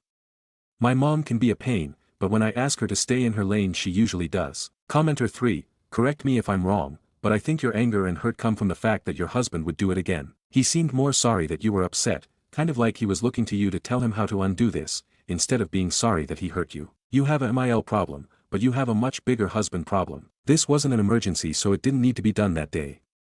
You both need to get into counseling, individual for him, as well as couples counseling. If he wants to fix this, counseling is a must. Reply, you're 100% right. It's because this kind of thing has happened lots of times. But this time it ruined something that I thought was really important to me. Commenter, your husband isn't your child. He's not supposed to do anything special for you for Mother's Day. He can acknowledge you and that's enough. He should be doing something special for his mom. Your children will celebrate you when they are older. When your kids start celebrating you, then you'll know what Mother's Day is all about. Side note, yeah, it would have been nice if he celebrated you the way you want it to be. But you're also a grown woman, you should have just left to the zoo with your son and enjoyed yourself. Reply, so expanding on that theory, I was under no obligation to celebrate him or do anything for him on Father's Day, and I did the right thing by celebrating my dad. Update. I posted here last week, you can find it in my profile if you want the backstory. I wanted to thank everyone. I've had a lot of people asking for an update, so here we go. This weekend the husband and I sat down and talked about everything. I expressed to him how incredibly upset and disappointed I was at how both Mother's Day and Father's Day went down. I really wanted to recognize and celebrate my husband for FD every bit as much as I hoped he would recognize and celebrate me for MD. He said he knew he shouldn't have gone to his parents on MD but didn't know what to do since his mom was pressuring him and saying if his dad got hurt it would be husband's fault. He admitted that he knew he messed up and has been terrified that I was going to ask for a divorce. Since he cut to the chase, I told him that if this is how our life is going to be, I don't want to stay married to him. I explained to him that I realized that while yes, I was upset about what happened on Mother's Day, that isn't what is making me feel this way. That was just the straw that broke the camel's back. This kind of behavior from his mom has been happening since we before got engaged and has just escalated. This has been happening for years. As someone here suggested, I had listed all the times/events that I could remember that she had overstepped or just completely ruined. For our freaking honeymoon, she called him twice a day. Every morning to find out our plans for the day and then every evening to hear how the day went. Plus the constant texting, asking for pictures, telling him how much she missed him. I don't know how I thought this was acceptable. She tried to make our wedding about herself, tried to make my pregnancy about herself, tried to take over when we brought our son home, just constantly inserting herself and overstepping. I told him that I don't really want to get divorced right now, but it's going to happen anyway. I'd rather get divorced now while we can still do it amicably. Because if nothing changes I'm going to end up so angry and resentful that it would make divorce very contentious and I don't want that for our son. At this point we were both crying, upset and emotional. So I told him that I'll give him some time to decide what he's going to do, but if I don't see clear effort being made to start prioritize me and our son that I'd move forward with the divorce. And the change has to continue.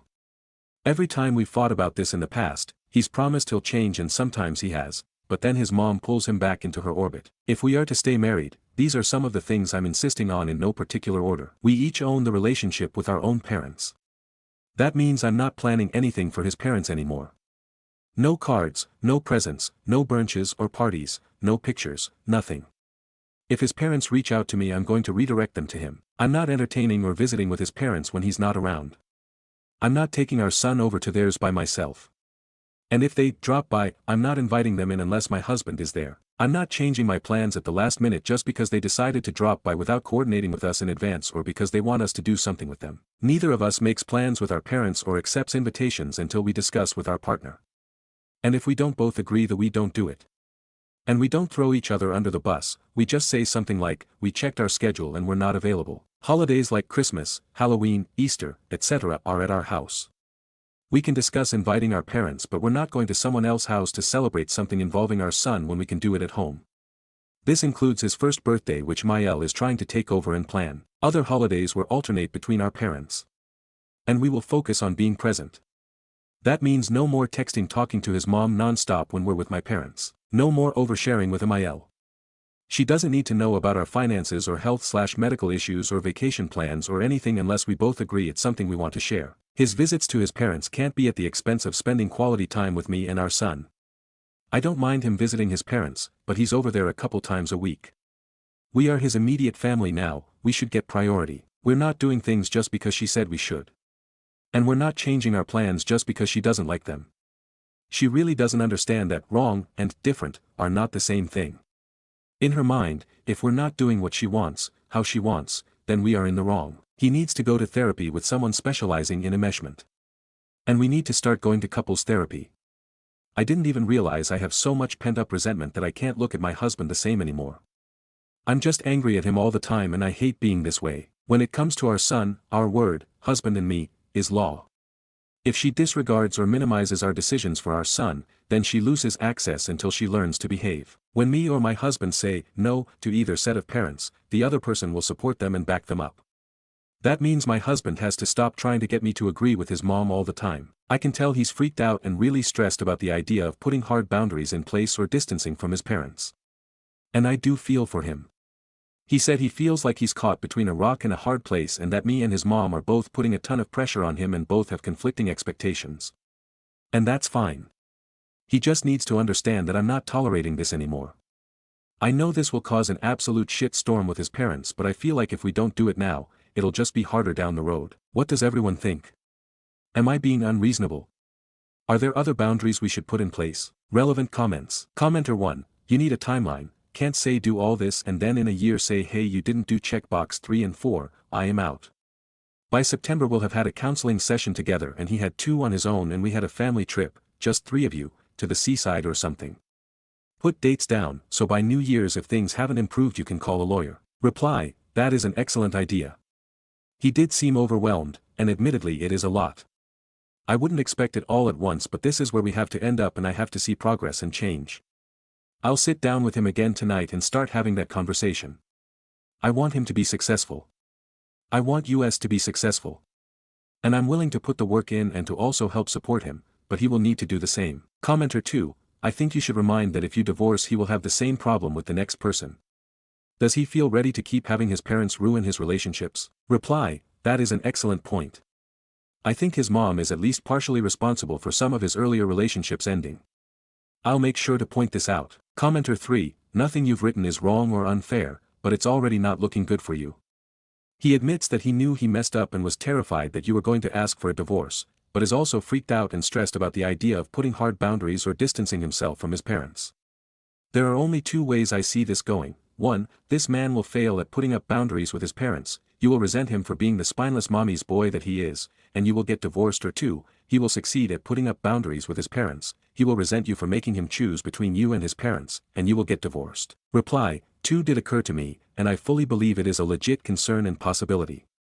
But I feel like this is my last chance to try and turn this around. If it happens, that is on him. And I think it will just show that he'll never be ready or able to have an healthy, adult, romantic relationship. Commenter 4, my advice to you is start calling it out and explaining it in the moment. She calls and he jumps to take her call, name, this is our time together and you are once again prioritizing your mom over us. He divulges private information, name, would you like me going and spreading private information to my family about you? Because what you are telling your mom is private. Adults keep that information within the confines of marriage just like sex. You need to find that couple's therapist and set up the appointment ASAP. Tell him the date and time and tell him if he is serious about saving the marriage you expect him to be there and you expect him to show up weekly. Lay it all out for the therapist. Reply, thank you for this advice. I've always hesitated to do this because I didn't want to come off as a nagging wife, but I realize now I was just enabling the status quo. But you are right, we need to have some way of providing feedback to one another and being able to communicate in an open and healthy manner even if the underlying topic is toxic. OOP on how much personal information her husband shares with his mom. Reply, if my husband wants to tell his mom about his health, that is entirely his choice. But why does he need to tell her about my health, medical issues, DR appointments, etc.? Why does she need to know how much I earn or how much I have saved up or how much I paid for my car or any of that? How is that her business?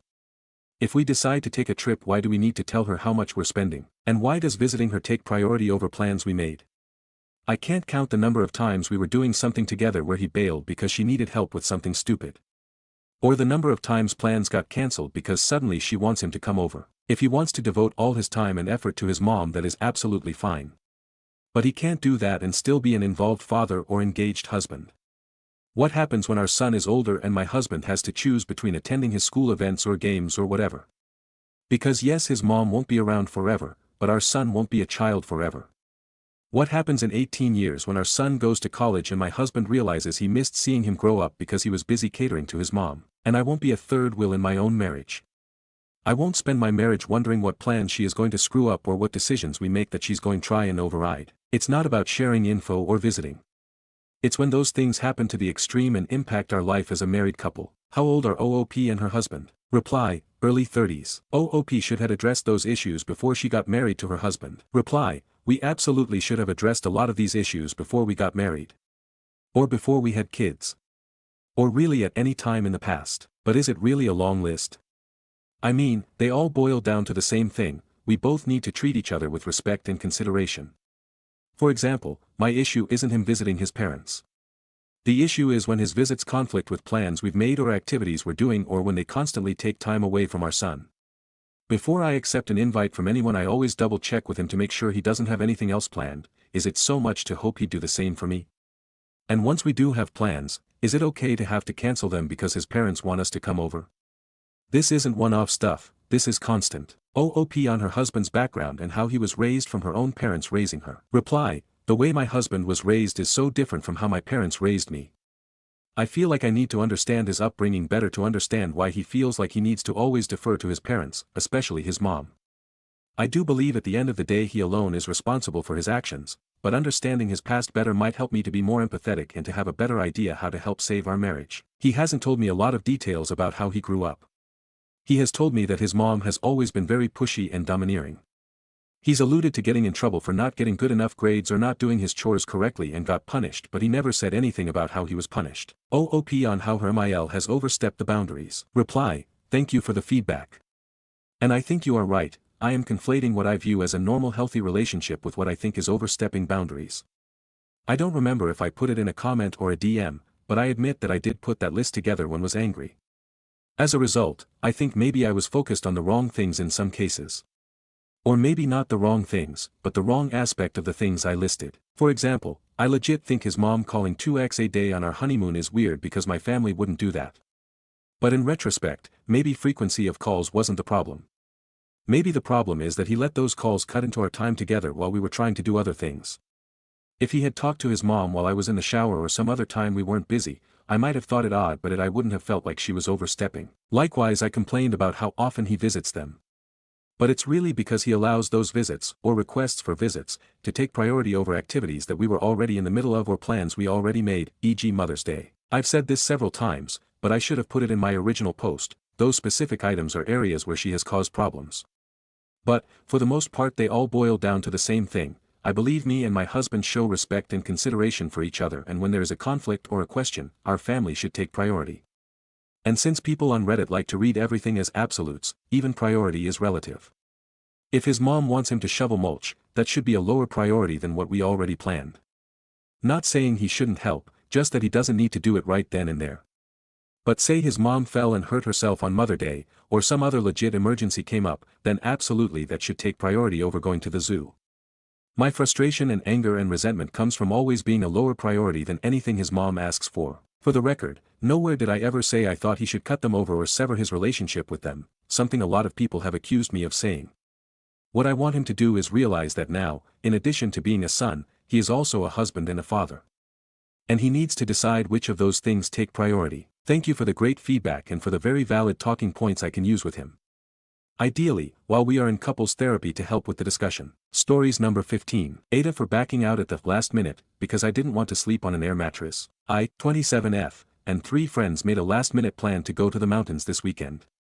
Our group is a couple, let's call them J, 27F, and Sam, 32F, and 2 single friends, me and Alex, 26M. We actually found a good Airbnb at first. It had 2 bedrooms, one with a king bed, and one with 2 single beds. Alex and I were totally fine sharing the second room as long as we had our own bed. But Jay kept saying that she wanted a pool. This is a short, 2-day trip and we're staying just one night. I really didn't see why a pool was a big deal. We kept going back and forth trying to decide and the place got booked by someone else. After that, the only places we could find had just 1 bedroom, a pull-out couch, and an air mattress. Alex is recovering from an injury, so of course he shouldn't be on the air mattress. The couple immediately said they wanted the bedroom, but they're not offering to pay more for it. That leaves me with the air mattress. Jay and Sam both don't have a driver's license, and Alex can't drive right now because of his injury. So I'm the only one who can drive us there and back.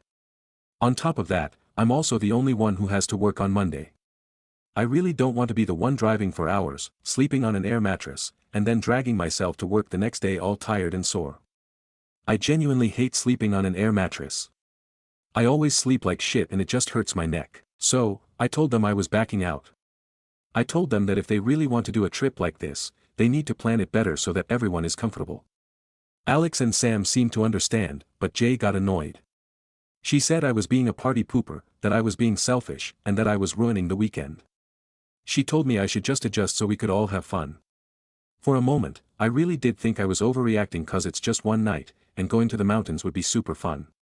But honestly, it doesn't feel fair that I have the worst sleeping arrangement, and still get labeled as the problem. So, Aita for backing out last minute, because I didn't want to sleep on an air mattress. Stories number 16. My friend's husband is constantly pestering me for a threesome, looking for some advice on whether or not to proceed with a friendship. I've been friends with this woman since middle school, we're in our mid-30s, and I've known her husband since they started dating their senior year of high school. About 6 years ago I was living out of state and picked her husband up from the airport so he didn't have to spend the night there, and had him sleep on an air mattress in my apartment. He tried touching me multiple times and I rejected him, and the next day we both pretended like nothing happened. I never told my friend. Since then her husband has repeatedly propositioned me for a threesome with my friend, which makes me uncomfortable. I always try to laugh it off. Are you getting the sense that I can't stick up for myself, and I'm upset that my friend hasn't told him to cut it out. He also groped me recently and I just ignored it and never told her. They've been together for years and they now have 2 kids under 5, so to tell my friend now would be wrong. No. Writing all of this out makes me realize just how bad all of this is. Please be kind. I grew up in a sexually restrictive household with rampant emotional neglect and mental/verbal abuse. Should I confront my friend after all of these years about her husband? Should I cut her off completely? We used to be best friends and I miss her, but I can't help but feel like she's always chosen her perv husband over me. Edit, sorry, I should have been more clear. He propositions me for threesomes in front of my friend and she doesn't stand up for me and tell him to stop, which is why I've considered cutting her off. Edit 2, not making an excuse at all, but when he first tried to touch me years ago, my friend had been having multiple miscarriages back to back, and was going through the IVF process. I think another part of the reason I tried to just bury it was because I felt doing so would basically kick her when she was down. I now realize 2 kids later that that was my mistake. Stories number 17. Aita for shutting down my wife's party favor idea. For some context, the story starts last year at our 7-year-old son's birthday party. I, 32M, and my wife, 32F, held the party at our home. We decided to leave the bulk of the planning to my wife, as she loves this kind of thing and wanted to take the reins. I had no reason to doubt any of her plans, as she did a great job with our past parties.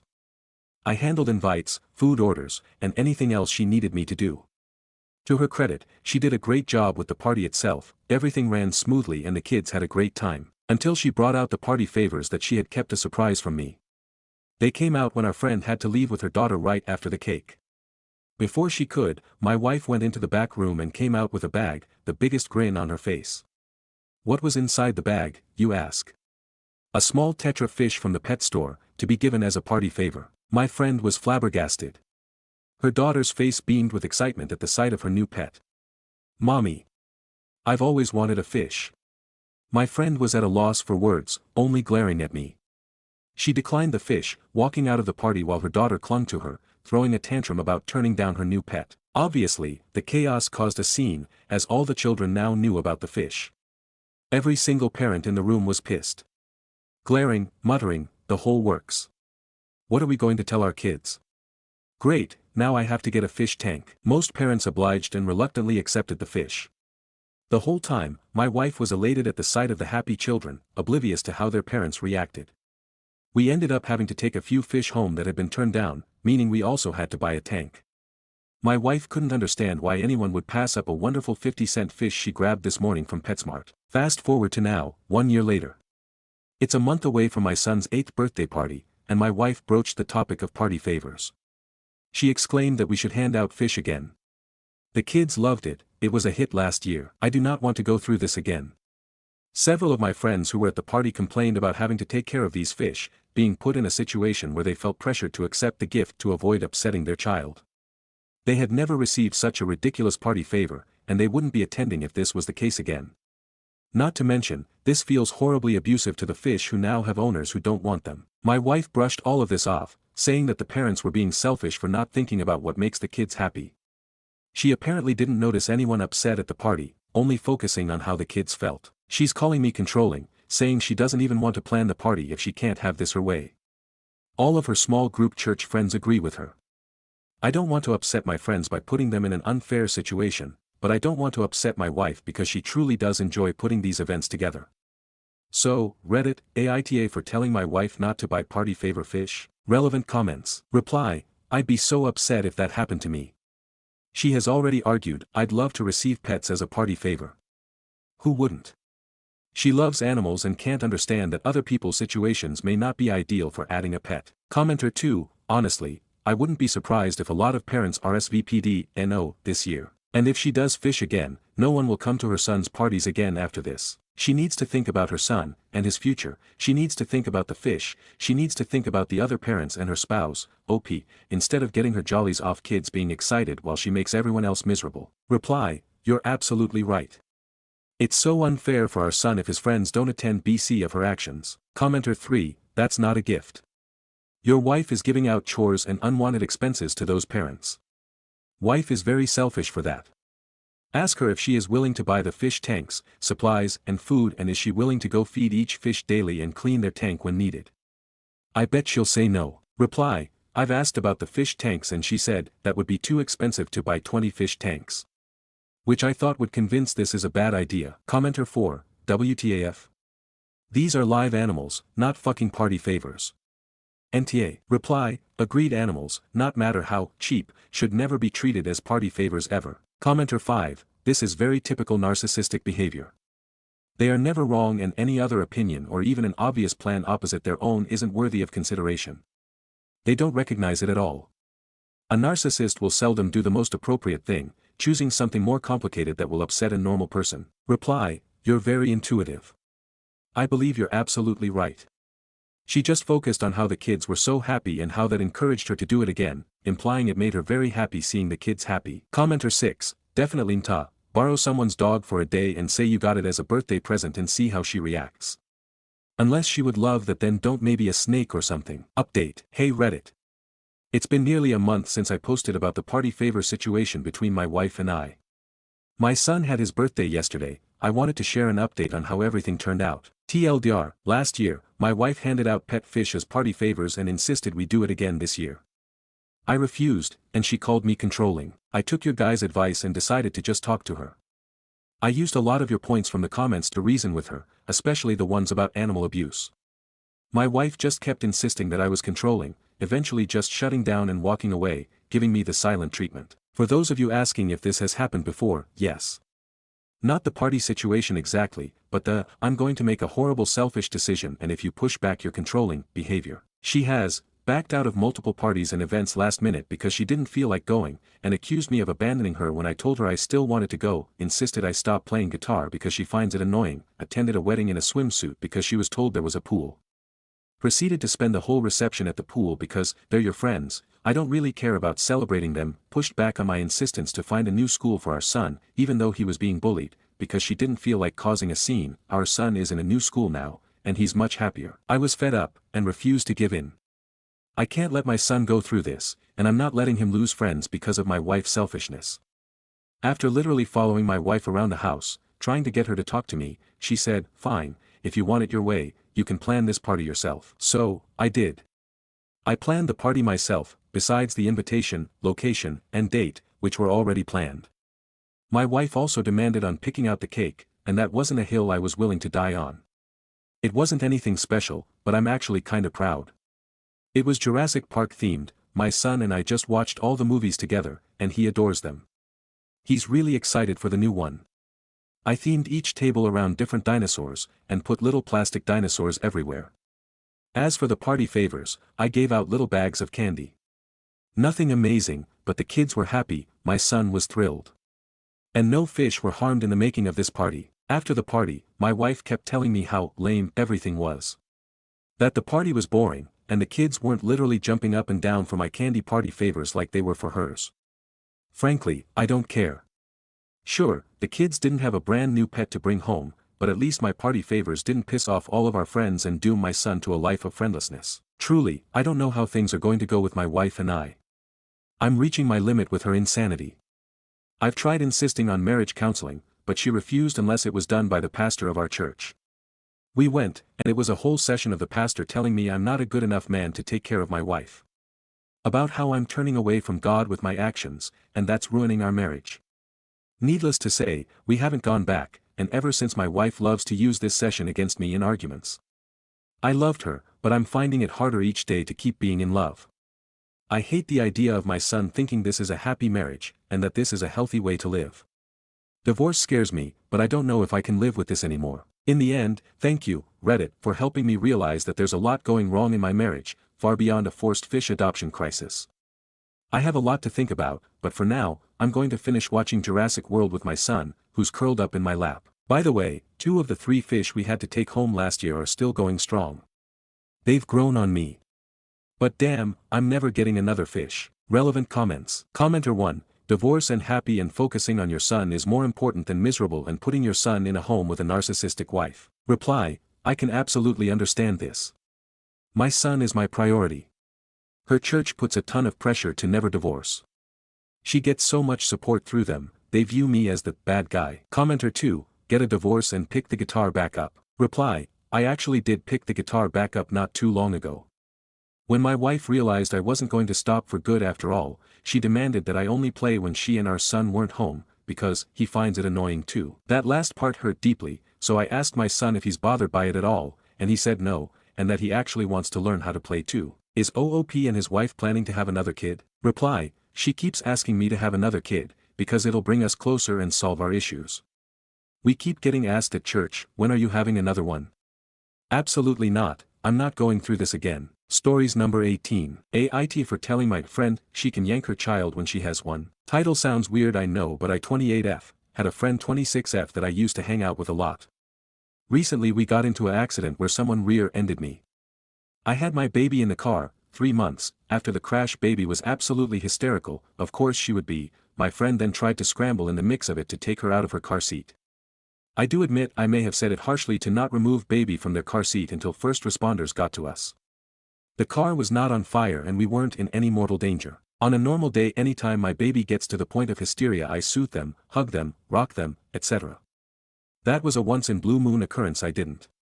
I kept trying to shush and soothe baby from the seat but obviously she was scared and wanted her mama to hold her. At the hospital both my friend and I got the all clear and we were waiting on baby to be cleared. My friend went off on me telling me I'm a bad mom for not removing baby from the car seat. I simply explained to her, it was better for baby to stay in the seat in case there was spinal damage, the seat keeps the spine aligned and removing the baby from the car seat would cause further injury if there was already one. She kept berating me, I was frustrated already and I told her when she has her own and God forbid they get into a crash she can yank her kid out of the car seat and do as she pleases. She got quiet and said I'm an asshole for bringing it up because she has trouble conceiving, she has PCOS, and may not be able to carry a pregnancy to term. IDT I'm the asshole for bringing up a hypothetical situation or I don't know if my frustration got the best of me and I was insensitive but AITA for making that statement. Stories number 19. AITA for telling my friends to leave my birthday party after they welcomed someone I didn't invite. I, 18M, threw a birthday party for myself at our local mall with my close friend group, 4 girls, all 17F, and 1 guy, 17M. We're all in the same class and pretty close, so I only invited them. There's a classmate of ours, Bob, 17M, who I'm not comfortable around because of things he's done in the past. My friends know this. Despite everything, I've actually tried a few times to be friendly toward him, but it never worked. At the party, we were sitting at a cafe when Bob suddenly showed up, pulled up a chair, and sat with us without asking. I was surprised and uncomfortable, but before I could say anything, one of the girls told me not to say anything because Bob would get sad. She said I should think about how I'd feel in his position and that he wouldn't stay long. I told her it's my birthday and I should get to decide who's there. She said that didn't justify treating someone badly and that since Bob is our classmate, we owe it to him to include him and that I should just get over it. I told her that if she cared so much, she could leave with him when I asked him to go. She got upset and said I should just wait it out. So I waited, for about 40 minutes. The whole time, I was really uncomfortable while everyone chatted with Bob like he was invited. When we got up to leave the cafe, Bob followed us. I was about to ask him to leave when the same girl said that if I did, it would look like all of us wanted him gone. At that point, my male friend asked if I wanted to hang out just the 2 of us, and I said yes, he also didn't like the guy. So we quickly left together by just telling them that we had to leave. About 30 minutes later, the others called us, really angry that Bob realized what happened and that they had to explain themselves. They said I was an ass for abandoning them. I told them it was weird how they suddenly acted like Bob's friends even though none of them ever talked to him before, I was the only one who ever tried. They cared more about how they looked to him than about how I felt on my own birthday, or at least what it felt like. Later, they texted me saying I was wrong for excluding a classmate and that I needed to accept him. They said I'll have to work with people I don't like in the future and asked me to think about how I'd feel in his shoes. I haven't replied since then. Honestly, they treat me in general really good. They ask me to hang out with them, even though they don't talk to me much there, but it's normal since they are closer to each other than with me. So, Aita Reddit, for clarification, when Bob first showed up, I whispered to the girl next to me, we were sitting at a, not too large but not small either, table, and Bob was on the opposite side, that I was going to ask him to leave. She immediately pushed back. I was trying to be quiet but not too quiet because I kinda wanted him to get that we were talking about him but not exactly hear what we were saying, in hope he understood that he wasn't welcomed. Stories number 20. AITA for being upset that my ex-husband didn't take our divorce the way he took his recent breakup. I, 32F, was married to Cam, 34M, for 6 years and together for 16 years in total, and we also share a daughter, Mia, 4F. A bit of background, I was a SOM and he worked, but I noticed he was coming home late. He started getting angry a lot, also always on his phone, and to mention I had caught him looking at this girl's Instagram story before, but I didn't think anything of it. Shortly after that I found out he was cheating on me with Sky, now 19F, yeah, barely legal. When I found out, obviously I was hurt, but I was also completely disgusted that he was cheating and willing to ruin our family for her. I became a SOM when my daughter was born, and we made an agreement that he was in charge of our money and he would just give me his card to use when if I needed to buy anything. I wasn't making any income except for the money I had before having our daughter, which I kept in my bank account, and I saved it for emergencies. I felt stuck because I didn't know what to do, and for my daughter's sake I didn't end up leaving up. I had got suspicious and I went to look for the girl through his followings on Facebook and Instagram. I ended up finding the girl's story. He was looking up Instagram and I just made an assumption that it might have been her, and I shot her a DM. Long story short, she was rude as hell. She had zero remorse and kept on telling me to bother my husband who cheated instead of bothering her. She was aware he had a wife and family but didn't care, and even told me that he was paying her tuition. I ended up getting mad and telling her to stay away from my husband, but she just told me she would keep going and it was just fun. After that I guess she told my husband, and I think he realized that I wasn't leaving. He literally would leave his location on even when he went to her college campus, which really pissed me off because I couldn't see how he was really ruining all we had for some girl who isn't even serious about him and also not even fucking legal to drink yet. Our daughter, Mia, attends ballet and they had a performance. This is what really was my breaking point, because our child should always come first. He was out all night long that Friday, and on Saturday was the recital, and obviously he needed to be there for Mia's first recital. I gave him until 11 p.m. then I finally called him, and guess who picked up the phone? Sky. She told me that he was busy and then hung up, and that was my breaking point. I quickly packed some of mine and Mia's stuff up and I woke her up so we could go to my mom's house, who didn't live far. So we ended up crashing the night there, as I didn't want him to come back home to us, nor did I want to see him when I woke up. That was a year ago. Now, we're divorced and I have full custody of Mia while he has visitation rights. I got a job, saved up, and now in an apartment, and while it's not the best, it's good for me and Mia for the time being. Anyways, after the divorce they ended up getting together for a couple of months. While they were together he was visiting Mia, but not as often, I'd say like twice a month. To nobody's surprise she ended up leaving him after a couple of months, but this is where I may be the asshole. Ever since they've broken up he's been depressed. He drinks a lot, he doesn't eat much, he's always sulking on the couch and just not himself. He comes over more often to see Mia, which is why I know this and I feel away. He's all depressed because she left, but didn't have this energy when we divorced after being together for 16 years. When we divorced he didn't seem to care at all, he was just nonchalant about it and kept messing around with Sky, but now that this girl you were barely with left you, you're depressed. I know he's going through it, but I can't help but feel a certain way about this. Aita for being upset that my ex-husband didn't take our divorce the way he took his recent breakup. This was in my notes first as I was debating to post this here or not since my friend recommended it. It's my first time ever posting or even on Reddit, I just needed somewhere to vent to and advice. Mini update Aita for being upset that my ex-husband didn't take our divorce the way he took his recent breakup. I'm so overwhelmed right now, I didn't expect this to escalate so quickly, but it did. Firstly, I want to thank everybody who gave me advice, I really appreciate it all.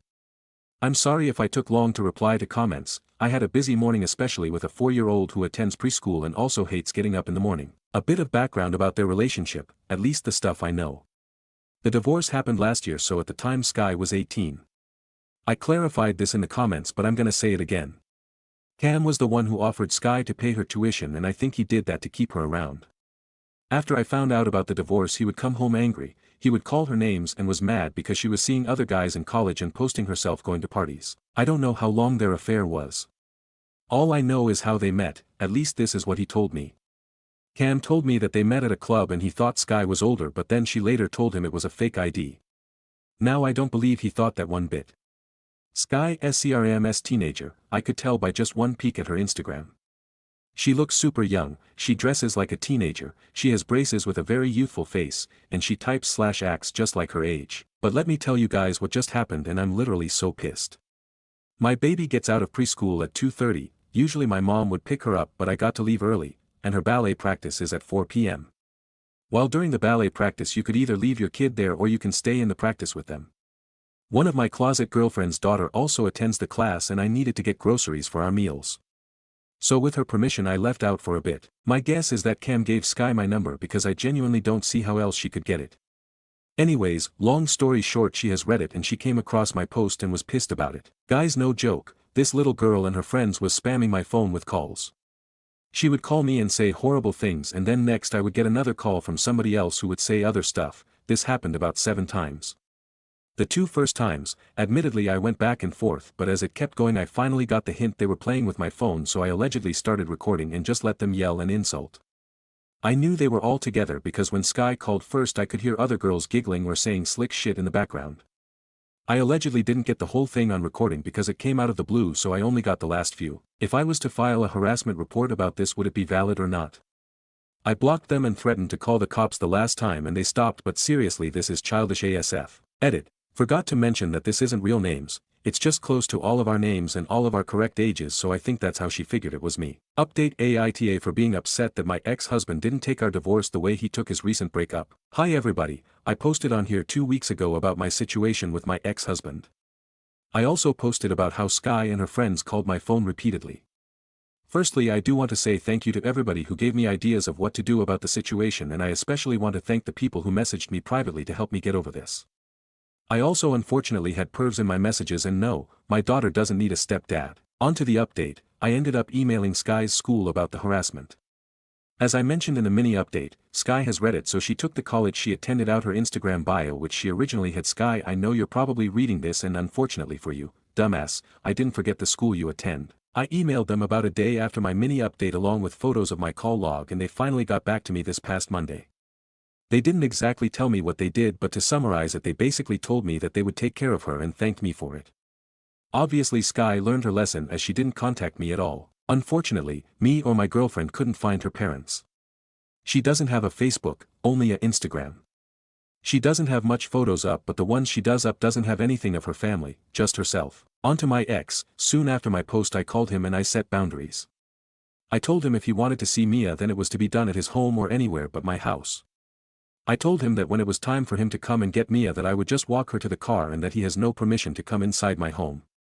He didn't take it lightly, he fussed that he was allowed to go into the home that his daughter is in.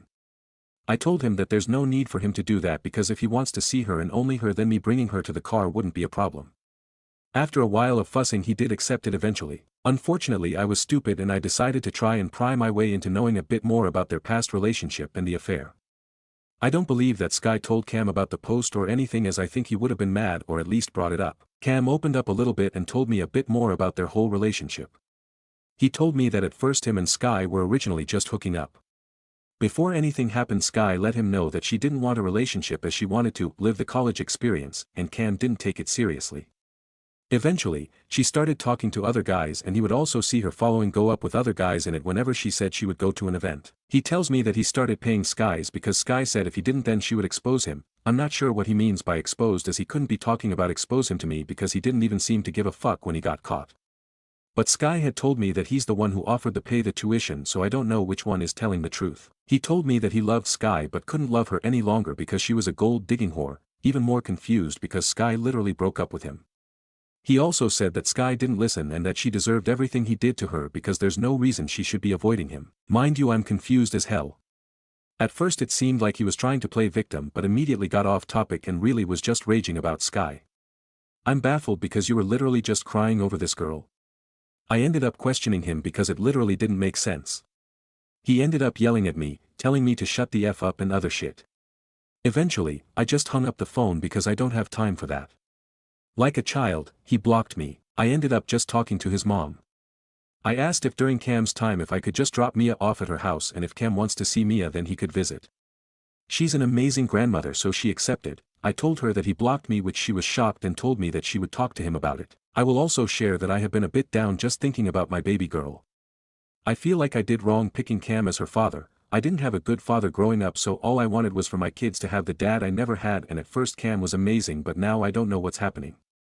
I think it's a midlife crisis maybe. Sorry for this long post, thank you to everybody who helped me. Update 3, Aita for being upset that my ex-husband didn't take our divorce the way he took his recent breakup. Hi everybody, happy 4th of July.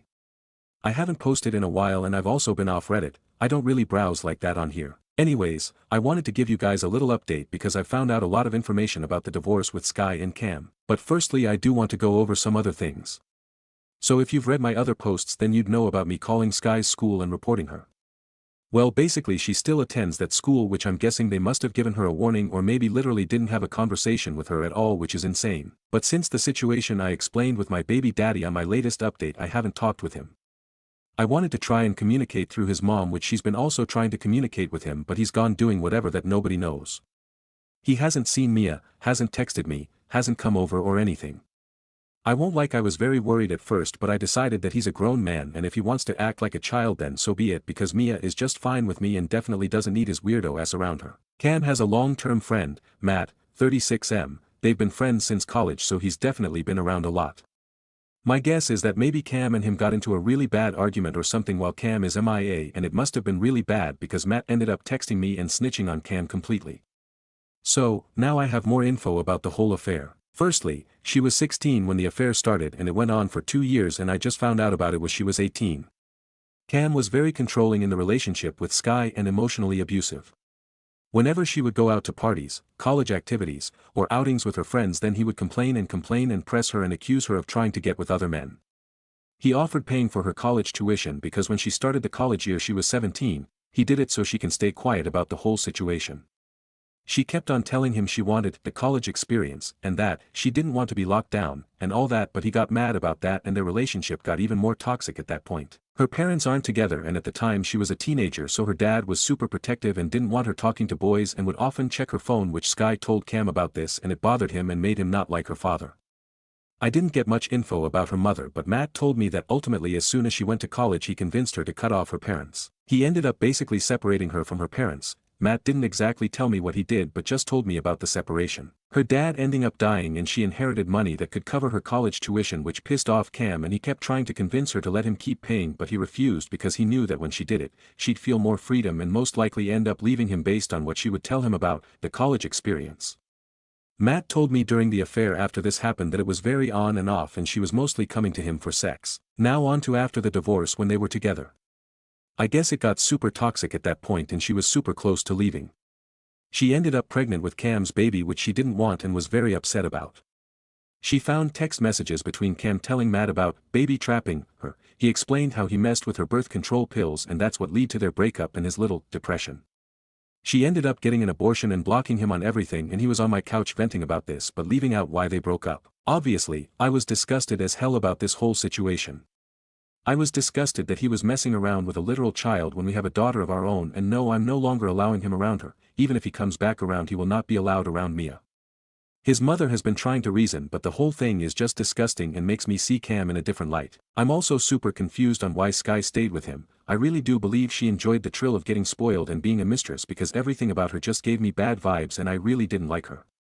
When I DM'd her after finding out about the affair she was just super rude, so I personally think her and Cam were made for each other. Also, last update I talked about me going on dating apps. I've been going on dates with this new guy and so far so good. This was a lot to write, so if there are any errors in here I sincerely apologize. I also always appreciate all the advice you guys have been giving me. Stories number 21. Aita for not wanting to walk her down the aisle or lie in a speech. I, 41M, have 2 kids with my ex-wife, 42F, a son John, 22, and daughter Sally, 20. I'm remarried to my wife, 28. I'm very close with my kids. My son is engaged to Abby. She seems nice but has been a bit pushy trying to create relationships with me and my wife, though she's also awkward with her. Abby isn't close to her family. She told us many stories why, and while some of her complaints don't seem awful, it's not my place to judge and I didn't live it so I can't know anyway. We've tried to be welcoming, but Abby has forced her way into some family traditions where she wouldn't have been invited, and some where no one outside of specific family would have. She has been calling Sally sis since they were only dating a few months, has an odd sister/mother-in-law thing she does with my wife, and the one I'm not a fan of, wants me to be like father to her. Not because we've clicked or anything. We are very different people, not saying that in a bad way, just saying it's not based on how we get along or anything. My kids and I have a tradition when they come over that we have a private catch-up in my office/study before they leave, which is now even more important to them because while they both get along well with my wife they don't want to have personal conversations around her yet.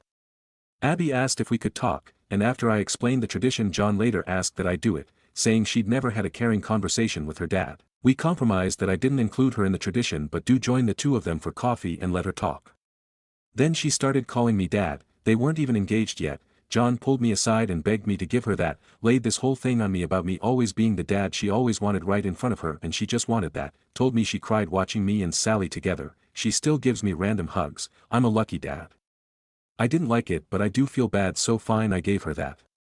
She wants me to walk her down the aisle and the father/daughter dance.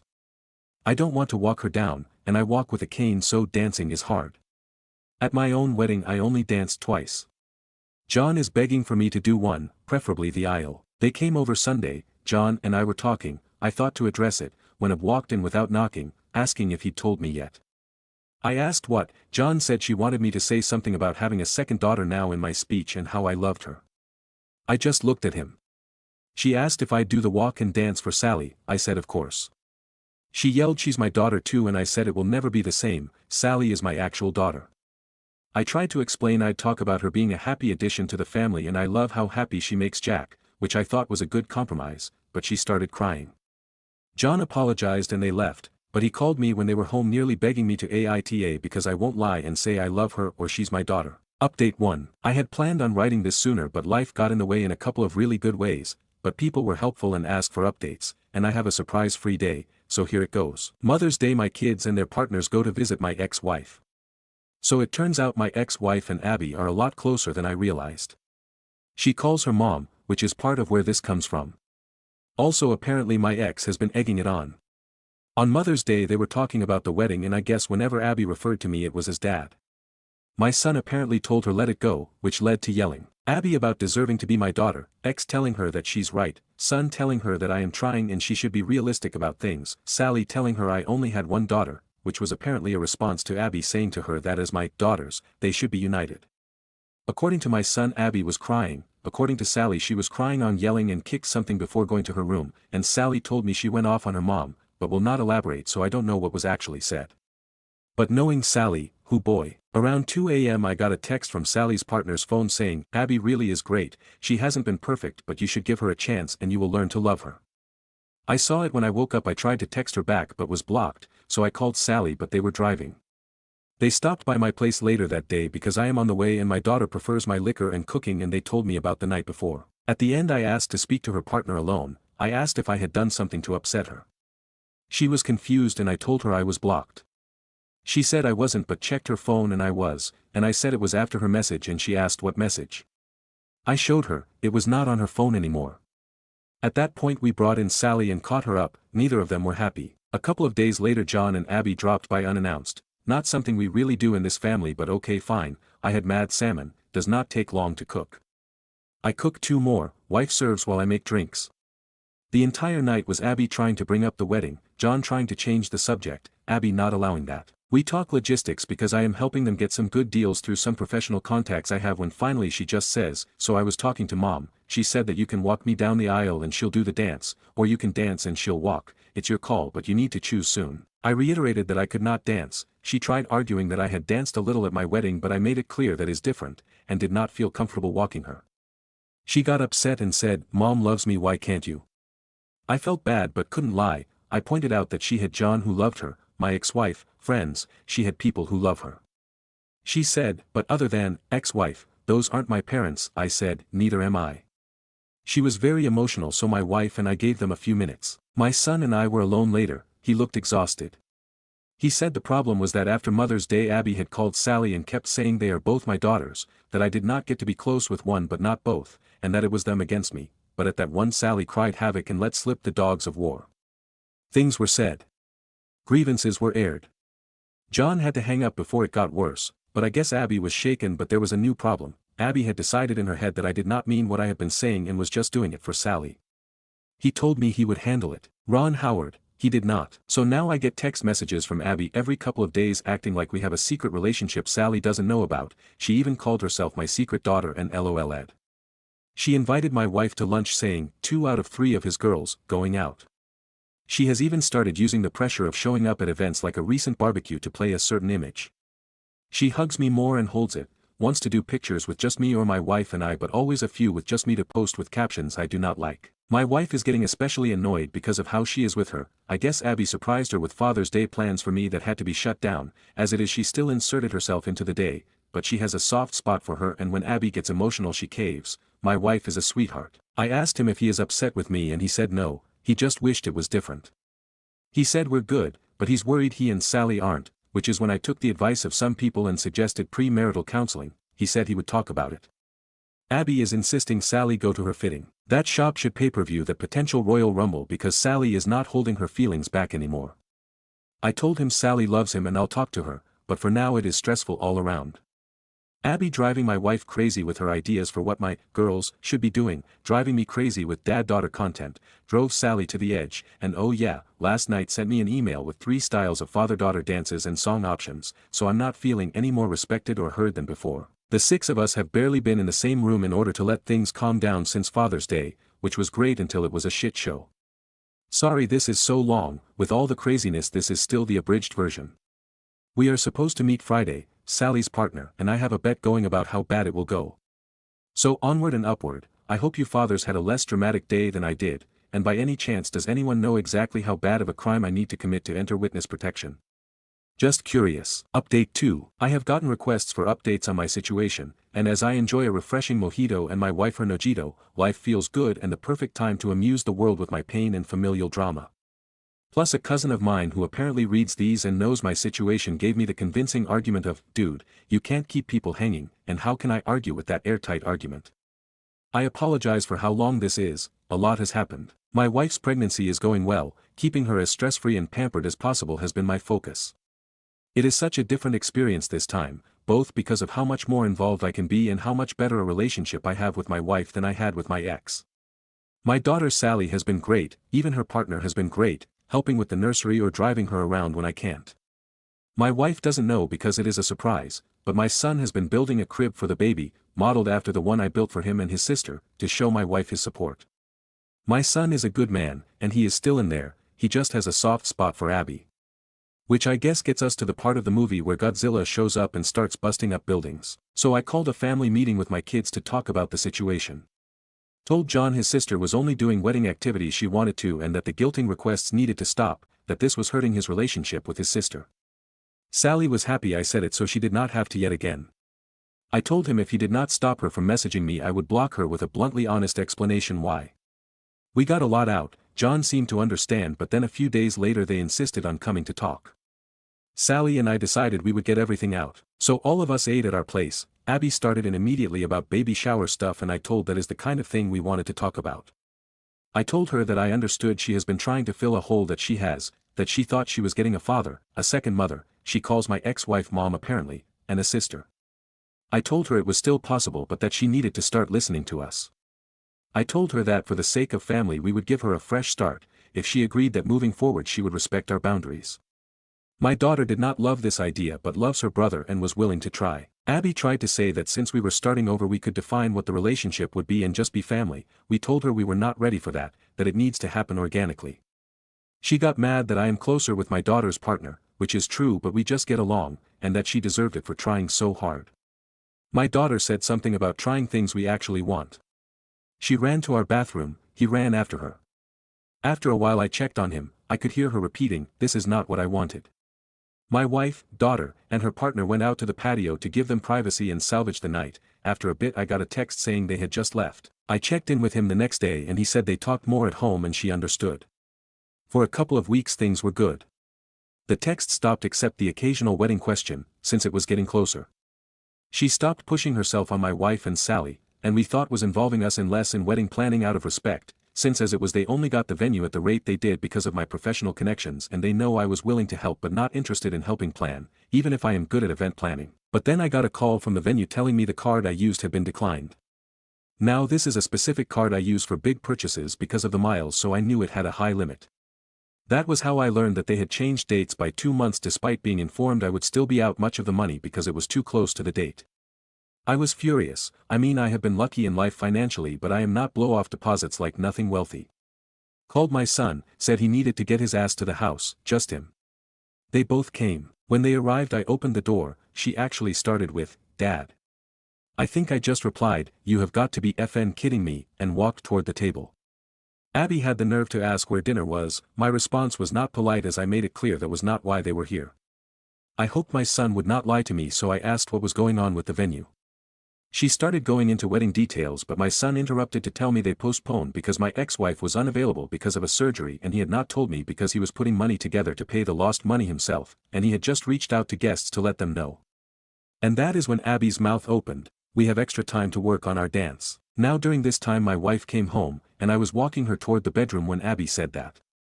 My pregnant wife with me, I said, calmly, I have different feelings about that and will elaborate further shortly, or something like that. Then I laid my wife down and got her water, turned on her symphonic covers of popular songs and walked back to the table and said something like, "You are out of your FN mind, have you even been listening?" I made it clear I was done with this nonsense, we all were, and kind of lost it, asking she did not hear us last time because her head was up her ass. She was stunned silent, what a beautiful sound, and looked at me while I, admittedly with little filter, explained what Sally and I thought of our time with her and her attempts to force us to love her without even getting to know us. She started crying and stood up and shouted, "Then what was this even for?" John asked what she meant, if she meant them, and he started to freak out. She was frantic and said she meant delaying the wedding. Because, and I'm pouring another drink to write this, it was a ploy. My ex-wife and her decided if I had more time I would come around. Apparently my ex told her not to worry about the money because, I am loaded. She has always been bitter I make so much more than I did when we were married, as if that is out of spite rather than my career arc. I think she did that on purpose, frankly, but she not only told me that lie, she and my ex told John as well. He was distraught. Repeating, "You lied to me," as she tried to spin it, but he was letting it out about how much he has defended her and covered for her, and she lied to him too. She was defensive and blamed my ex for telling her things and me for being stubborn. She yelled, "Why can't I just FN call him dad?" And, finally, after so long, I heard John respond, "Because he is not your FN dad." She started crying and something about his being the one that told she could call me that, and he said he told her she might be able to eventually, but he had told her again and again to slow down. She started sobbing and went to sit on her chair but missed and fell on the floor. Appreciating physical humor to break the tension, I admittedly chuckled and hid my mouth behind my drink. This all led to a lot of sobbing. I said I needed to check on my wife, and as I walked out she was repeating, "I just want him to be my dad too." I came out and he was walking her to the door and apologized. I said not to. They left. He came over a few days later and said they had a long talk at home. He even asked her if she would have dated him if there was never a chance of being in the family. He believed her when she said yes, but she admitted I was a big draw as well. I was the kind of dad she always wanted. My relationship with Sally is what she always wanted, and the way she said it gave John doubts that she loves him for him. I talked about marriage counseling, how his mother and I tried it and, while it did not save us, it provided clarity and an impartial voice. I pointed out they both like coming to me, but I cannot be impartial, and if they are trying then they need to do it for real. Abby texted asking if I was the one who suggested therapy. I responded with, "Does it matter if John wants to?" She asked why it is so bad she wants to know what I think, and I just said John is the man whose opinion should matter most to her. They fought due to the text. She agreed to the counseling and the wedding has been postponed. I may have done a dance. So they are in counseling. He said she struggles, but I obviously do not know details. She is pressing for me and Sally to go to a session with her. Sally told her she did not want to hear Sally unfiltered, and I am not interested. Abby has been leaving Sally alone. She stopped texting me except for the occasional general question which includes some attempt to go deeper. My wife still occasionally spends time with her because she is very into her pregnancy, more so than I like, but it is my wife's call. So that is where we are. Sorry it was so long, but alcohol makes for a poor editor. Update 3. I was told I should do updates here. People have been asking me to, and to get into what went down on Father's Day and at their mother's house. I have been extremely busy these last few months but am enjoying my temporary unemployment and thought of this account because of recent Thanksgiving drama. I will do an update and then we'll share what happened earlier. Oh, and to whomever made the joke that Abby finally got me to dance, that made me laugh. I shared that with the family. My time has been largely caring for my wife. I tend to dote, I know. We are having a boy. We are really excited, though neither of us really had gender preference. I have raised both and both experiences were wonderful. Now we are discussing names, who we are going to honor. I thought everything had been quiet, but recently found my wife crying and found out I was wrong. Given how busy I have been with work, and my wife knowing I would be free again once we got into this month, my wife has kept this to herself. Apparently Abby has been pushing for one Thanksgiving this year. Things have been quiet with Abby. My son said the wedding blowing up woke her up, and that therapy had been helping. But then this. My understanding is that while John has been talking less with his mother because of all that happened, Abby did the opposite. For my wife's telling, Abby dropped by one day with my ex-wife. My wife intensely dislikes my ex-wife because of lies she spread about my first marriage ending due to infidelity with her, despite there being no infidelity and the linear nature of time making it impossible for us to have slept together back then. Before anyone asks, my ex-wife does not actually think there was infidelity. I would get into that, but I am sure I would sound biased. Anyway, so my wife looked at our camera app, saw who it was and called my daughter. Apparently the two of them were keeping things from me because I was working 18-hour days and they did not want me dealing with anything else. I wish they had not done that, but I appreciate the thought. I am really lucky to have such caring people around me. My daughter called her mom and said something that made them leave in a hurry. She will not tell me what, but she smiles when I ask. I called John, but he was dealing with some hard work news, so I just was there for him and left the other alone. The next day Abby came back, alone this time. My wife saw it was her and asked her what she wanted through the door. Abby said to apologize. My wife let her in. She is too nice. And after a nice talk Abby asked about the whole family getting together for Thanksgiving. My wife said of course, she assumed as much. A couple of days later in our group chat we were discussing details, who brings what, and Abby asks what else is needed. I say John already committed and she asked what about my ex-wife, what should she bring? In the time I have known Abby she has never made an intentional joke that funny, so I asked what she was talking about and she mentioned the whole family comment, and my daughter and I both asked what made her think we counted her as family. She actually replied, she is my family. I don't have a dad who wants me, just a mom and my mom deserves to be with family on Thanksgiving. Sally replied, well we'll miss you and John then. Abby asks how she can say that, Sally asks how she can be so stupid, John says not to call her stupid and I say that is fair but there is no real way she thought my wife thought she meant my ex-wife. At this point my wife had filled me in. And then, this is so stupid, she uses my son's phone to add my ex-frigging wife to the group chat. She then thanks us for the invitation and asks what she can bring. As I was typing my daughter beats me to it and asks what she thinks she is doing. She knows she is not welcome, but says it less politely. My wife types, you could not have thought she was included when I said family. Abby responded that she was not coming as my family but as hers. Sally let her mom have it, she already is not talking to her much and said if my ex-wife is there then she is not. I mentioned there was never a chance X was going to come and said I understand Abby and John wanting to go to their mom's house so she is not alone. John typed, plans not definite, will let you know. He has since told me that he is not going to go to his mom's place but wanted to tell Abby alone first. All I can think about is the comment about not having a dad who wants her, because it means she is still thinking about me as a dad, I believe. Just a negligent one. I mentioned that to my son and he said he noticed it too and had brought it up at therapy, because family is such a frequent topic, though I obviously do not know details. Wow, I thought this would be brief but that was a lot. I will get into the crazy stories later if there are people seeing this who want me to. I do not know how posting from here works in terms of anyone seeing it, but this has been good to get out. Mini update. I do not have time to elaborate right now but I am so excited I had to share this. Thanksgiving went so badly that my son called off the engagement itself and is now going to stay at our place while he figures out his next step. He came over Sunday night exhausted and asked if he could use the guest room and we talked for a couple of hours. I understand a bit more why he felt trapped now but he realizes if she does not see her issues then he cannot help her with them. I am taking him and his sister for a fun day on Saturday to just have some fun. He looks so tired and just needs some fun. Hopefully, while yes things are messy, he is moving in a better direction for himself. People here have been great and genuinely seem to be rooting for him which I appreciate, so I just thought I would share the good news. Happy holidays, especially mine as he told her she was not invited. Update on life, sorry it is long. Life has been busy but great, but I have a lot of requests for an update, and people here have been really great so I figured that I should. To start, my wife and I have an adorable sleeping potato. He has made us both so happy. My wife, sleepy as she may be, is the happiest I have ever seen her.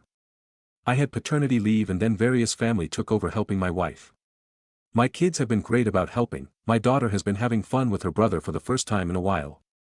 I am not going to provide details because my wife would not appreciate that, but I will just say that my wife had a scare late in her pregnancy which led to my kids really being there for her, and they pretty much have been since. They even got in my Mother's Day celebration for her. My wife loves it, she is really feeling the love. My kids are doing great. Great news is that my daughter and her partner are engaged. They have a very specific idea of what they want to do, and I was asked to walk both of them down the aisle. That was too much for me. I am not a big crier, but I admit I contributed to the happy tears we had while all hugging. My daughter asked my son to be her best man. They are both having a best man and maid of honor, which makes me deeply happy, because I do not think he would have been her choice a year ago. They are definitely getting their relationship back to normal. My son had work issues because of federal cuts and had to change jobs, but he is really happy where he is now. I used money I had saved for his wedding and bought him a getaway trip. With the job stress following the personal stress he dealt with, my kid needed time away.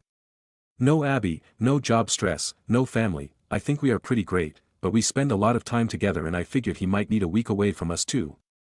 It was not easy separating from Abby. She and his mother made it difficult for him. My ex-wife tried seeing him through Abby, and my son was having none of it, especially after a public tantrum at his old job. It was a public-facing position with his office info online, that really embarrassed him. She would not dare do that to Sally. Neither of my kids have anything to do with her. Abby made a couple of dramatic attempts to get my son back, but my son was clear with her. She has been out of his life and he is visibly relaxed. He is living in a new place, close to his new job. He even mentioned putting himself out there a little while ago. A couple of months ago a young woman joined our shop. She is very personable, funny and attractive. Our work includes receptions and work socializing, so I have gotten to know her a little. She seems fun. She has mentioned dating and being single a couple of times when we have talked, so I asked my son if he would be okay to give her his number if she was interested, and he was. They have gone out a couple of times. It does not sound like a great fit, but when he was talking about how attractive she was I could see he was enjoying meeting new women again, which frankly all I really hoped for. It got him excited to go out again and got him some confidence back, so whatever happens it was successful as far as I am concerned. So, things are really good. And there is going to be a wedding. I have been helping plan it, their ideas of course. It feels like we have gotten through something together. Now I am over here shepping notches, just overflowing with joy. Our little one, eventually an upcoming wedding, and my son smiling consistently again. I really appreciate all of you wonderful people and all of your good advice and well-wishing. Life is so much easier now. Babies require time but they are drama-free. New update. She is someone else's problem. This will probably be my last one of these because everything is normal and good again. My daughter's wedding is pretty well planned. It is going to be relaxed and small, 40 to 50 people. My daughter is so happy with the location and how it is going. It makes me so happy. Seeing her so happy, this is the best feeling and exactly what a wedding should be. Plus my daughter has really taken to my wife helping plan it. She has a good eye for design, and it has given her something to focus on that is not our little one. Her partner joined me on an overnight fishing trip recently. We got to drink and bond. She told me that she wanted me to walk her down the aisle too. I told her I already agreed to. She was checking that my yes was sincere and not just to be nice. I told her our family is better because of her joining it and that I was deeply honored that she wanted me to. We hugged and drank and talked about how wonderful my daughter is. It really is a feeling of peace to see your child with someone who is great and who respects as well as cares for them. I know they have discussed adoption eventually. They would be wonderful parents, and my son would be a great uncle. That was my smooth transition to my son. He is doing well. He is dating a woman he met at my synagogue at a singles event.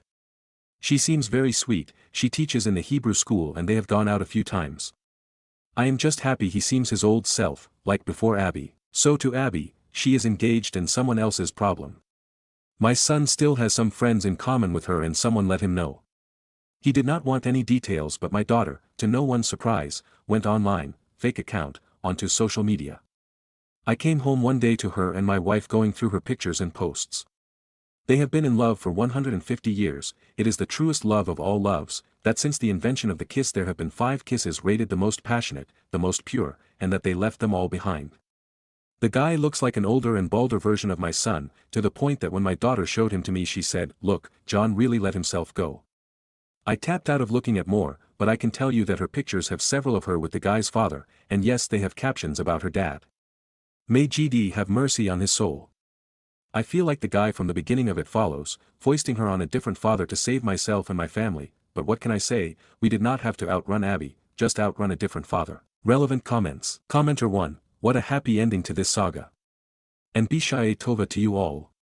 Also loved the Princess Bride reference. Reply, I am happy that people know the reference. I still love that movie. OOP on giving a post-wedding update. Reply, I have had a couple people ask about that. I had not planned on it, but people here have been so great that I will try to remember to. The planning has been so much fun. My wife and I have been invited to be a part of the planning, more than I expected. It has been great for my wife, who is kind of playing mother of a bride, and my daughter is having fun with it. For obvious reasons my daughter has never thought of my wife as a mother type, but I think not having her mom involved in the wedding has made her open to my wife in a new way.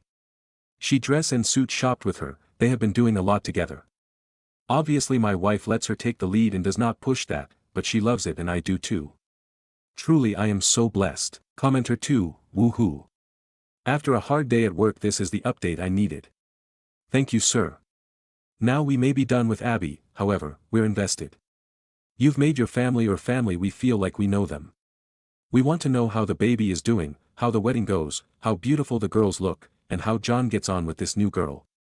We may not need updates daily, but maybe every so often wouldn't hurt. Reply, that is very nice of you to say. Honestly I was not going to bother with more, but so many people have mentioned a post-wedding update that I feel I should after how helpful people have been. Our little man is great. I did not miss teething.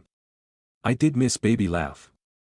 My wife is good, there were some physical side effects from the birth but she worked with her team and is fine now, actually she is incredibly happy.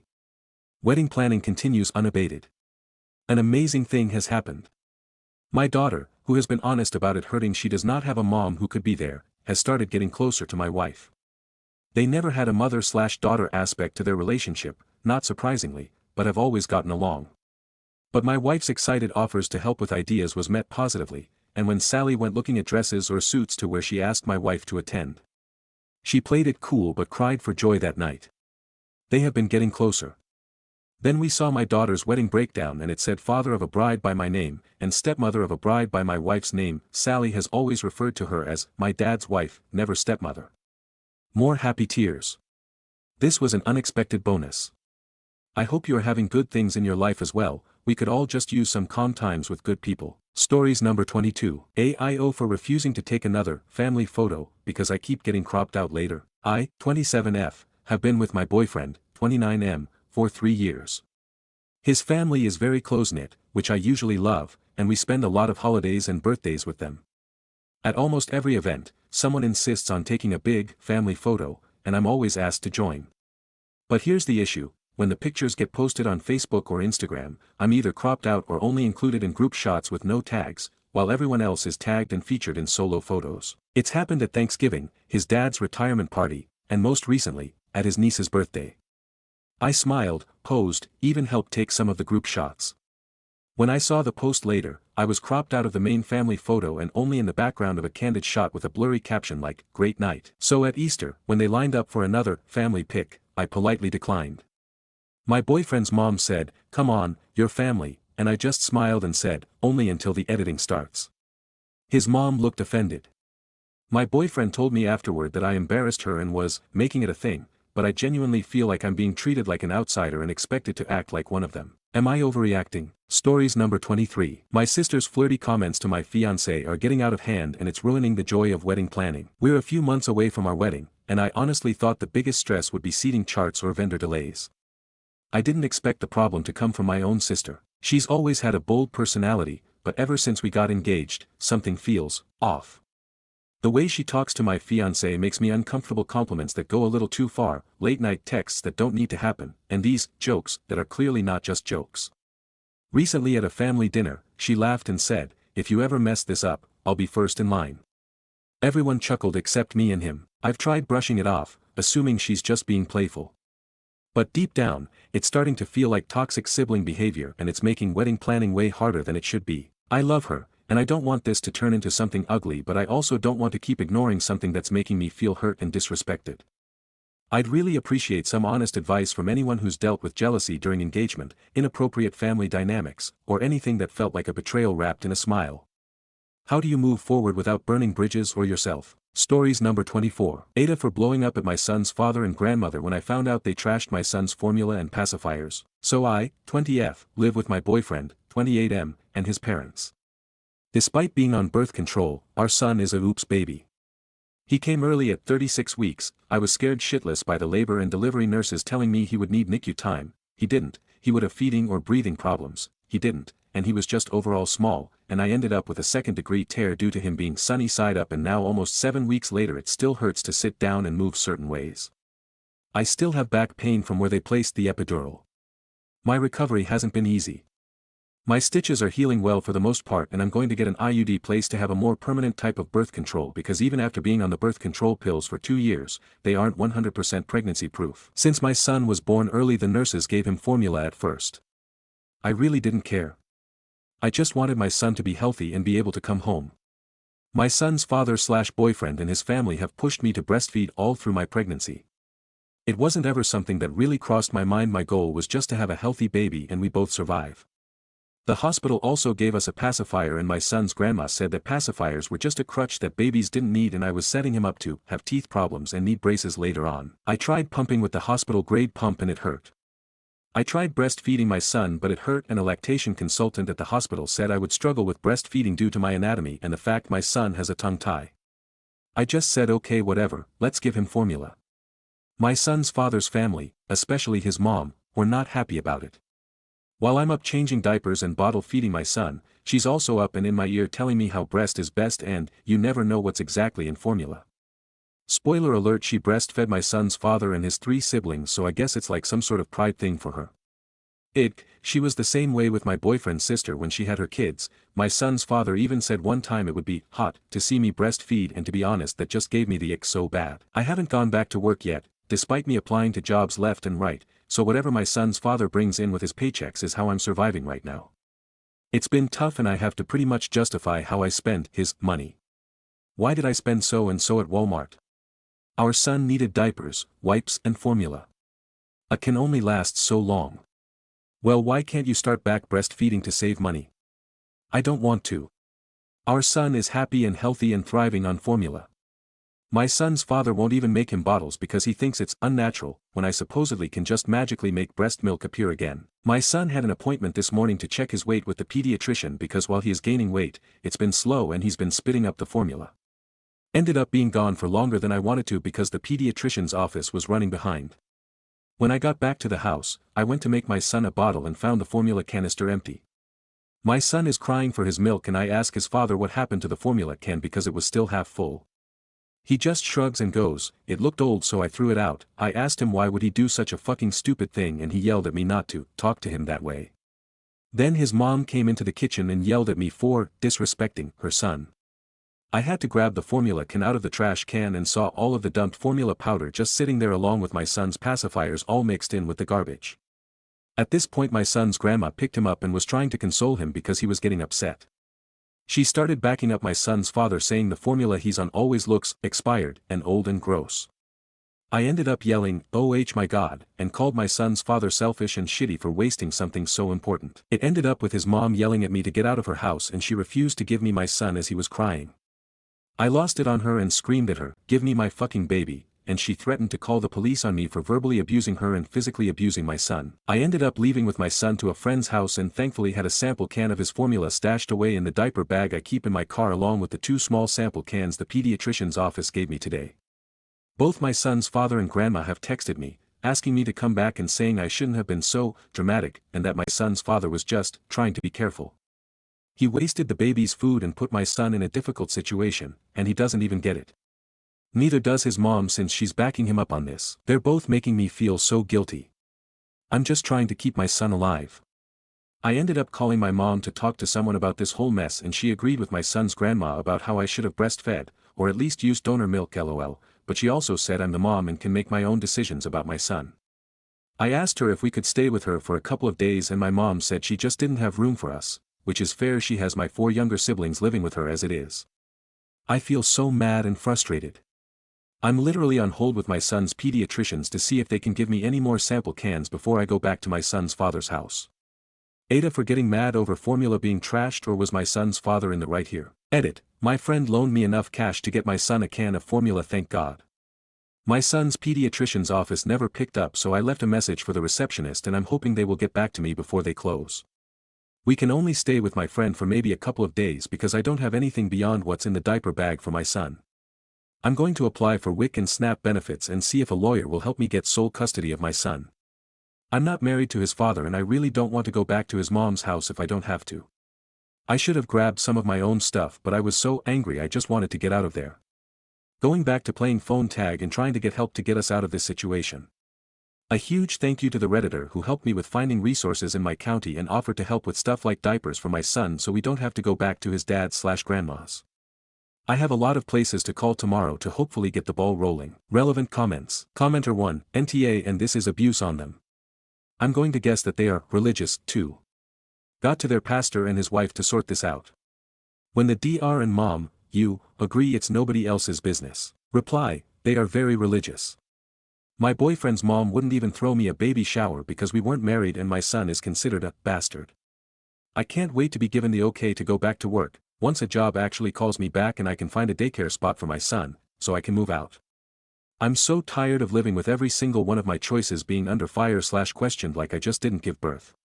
Given the fact my own mother kicked me out, it was either living with my boyfriend and his mom or just being homeless while pregnant. Commenter 2, do not go back, go to your parents' house. Reply, I don't have a parent's house to go back to, my dad is listed as unknown on my birth certificate and my mom kicked me out when I told her I was pregnant because she has my younger siblings to take care of. It was either living with my boyfriend and his mom or just being homeless while pregnant.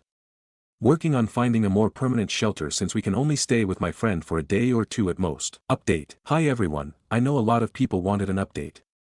Things haven't exactly gotten better but they haven't gotten much worse. So here's an update for those who wanted it. I don't have a parent's home to go back to for those telling me to go back to my mom's or dad's. My dad is listed as unknown on my birth certificate and my mom kicked me out when I told her I was pregnant because she has my younger siblings to take care of. It was either living with my boyfriend and his mom or just being homeless while pregnant. I didn't think my son's father and grandmother would screw me over so badly like this though. My son's pediatrician's office did call me back yesterday morning. I couldn't get through to anyone Wednesday afternoon, and I was able to go in and they gave me a list of resources. Most I already knew about like WIC and SNAP but they also gave me the number to a women's shelter in my area. I live really rural so there's only one that was listed. I gave them a call, explained my situation and they asked if I was in any immediate danger. I said no, I had left with my son.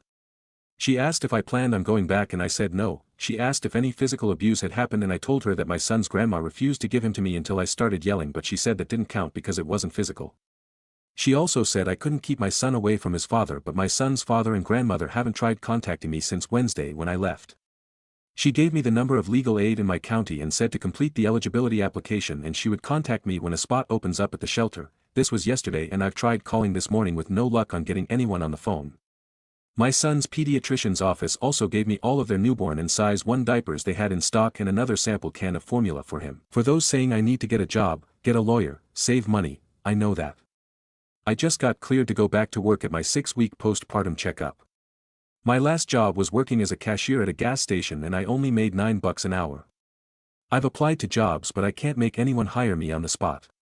If it weren't for my friend loaning me money to get my son a full canister of formula, he would be surviving off the sample cans I had in the diaper bag and what the pediatrician gave me on Wednesday. My friend let us crash with her from Wednesday night until today. Her roommate comes back home and I don't blame them for not wanting me and my newborn to sleep on their couch. Trying to convince my mom to let us come crash with her until the shelter can find us a bed but I don't think that's going to work out either. I filled out the eligibility application for legal aid yesterday and I am really hoping I hear something back soon.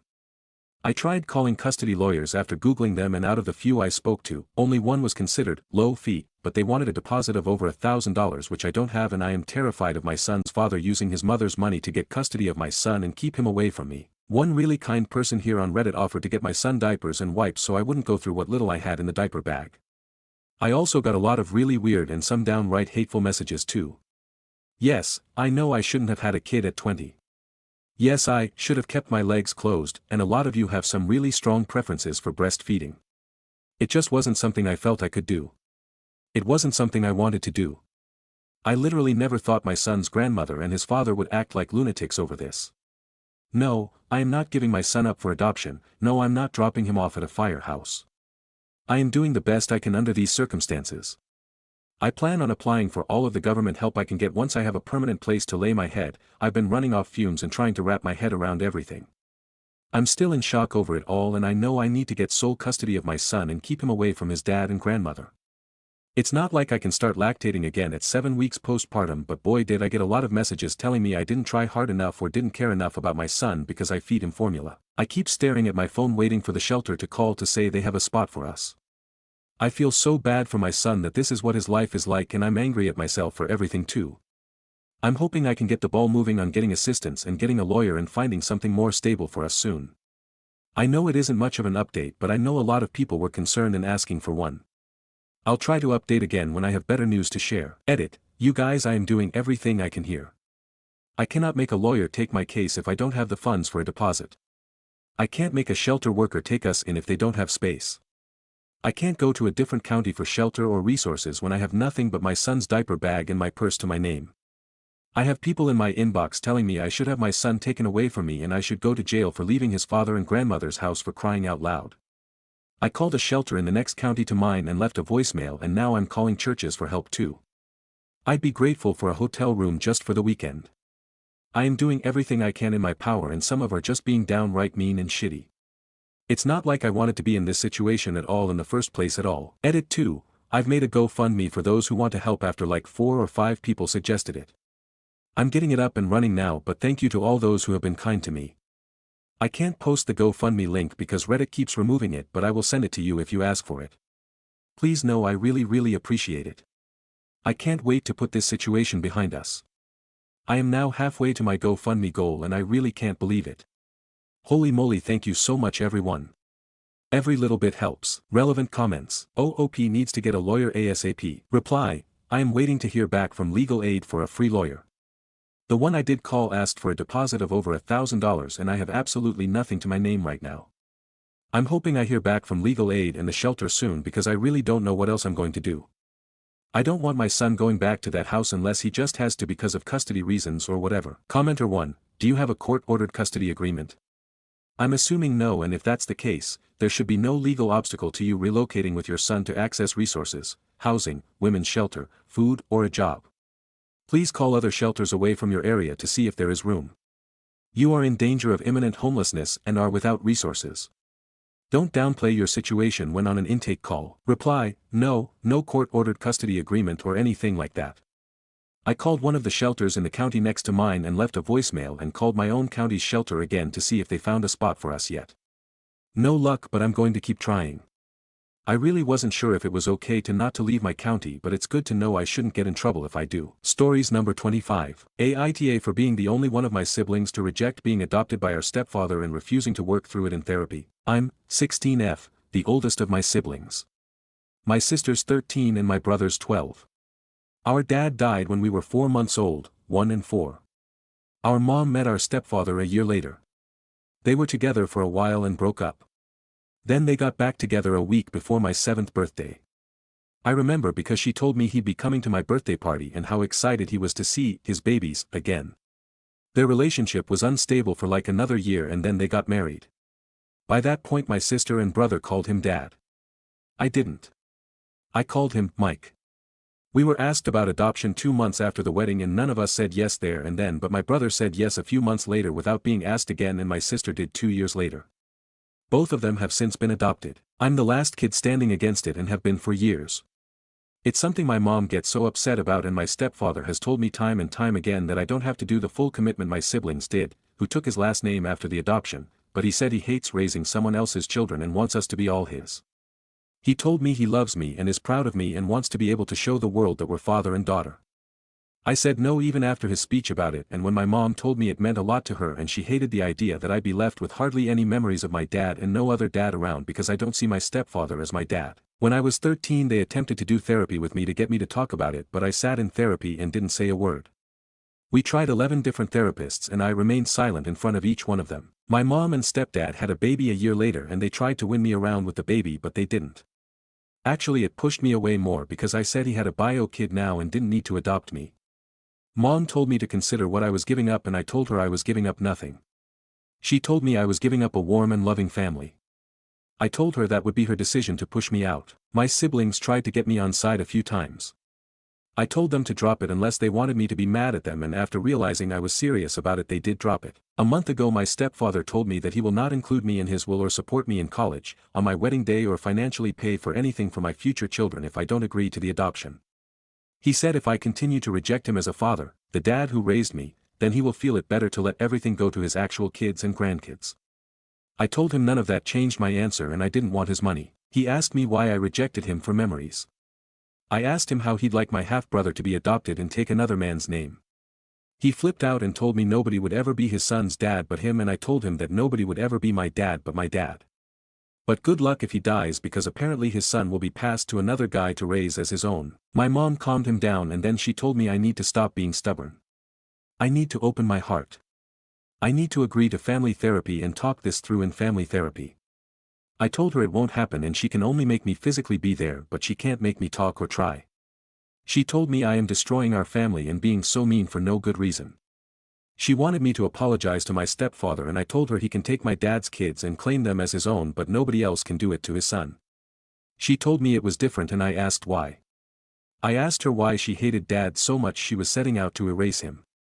I pointed out that he's never talked about unless I mention him, even on his birthday, and I'm told it's hurtful. I told her she changed my siblings' last names to her husband's and they carry nothing of dad anymore. Not his name and not even legally on their birth certificates. I brought up how she made a point to let my stepfather burn the originals, which I saw with my own eyes. I told her she could tell me all she wants, that it's not the point or it's different or I don't understand, but she doesn't understand losing a parent yet, so she can shut up about this before she loses me and not the other way around. After that I went to stay with my grandma and my mom has contacted me only to find out if I'm changing my mind or not. Stories number 26. Aita for winning a couple of million on the lottery and giving half to my ex before I met my current girlfriend. So I'm 35M and was with my ex from school until 5 years ago. We have a child together too that we both co-parent really well. We never fall out and with each other, but the love and attraction has all gone. She cheated on me, but there's more to the story than that, and it's not all on her. 2 years ago I happened to win around £4 million on the lottery. My first thought was my child. I wanted him to grow up with an equal life like he has mine, and the less stress his parents have the less stress he has. I decided to split the win with my ex. We have both been sensible with the money. I quit my job as a mechanic, took my sports and football coaching badges, and with a friend we started a business going around primary schools doing classes in all sorts of sports and fitness, and also helping out local sports clubs and teams with coaching and methods, etc. It will never make us rich, but we make around 1.5 times the national average wage. I bought a £300,000 house and a £40,000 car, and that's about it. My ex opened up a beauty salon that's doing really well and also bought herself a house. I met my current girlfriend on a night out around 6 months ago. Things have been going well.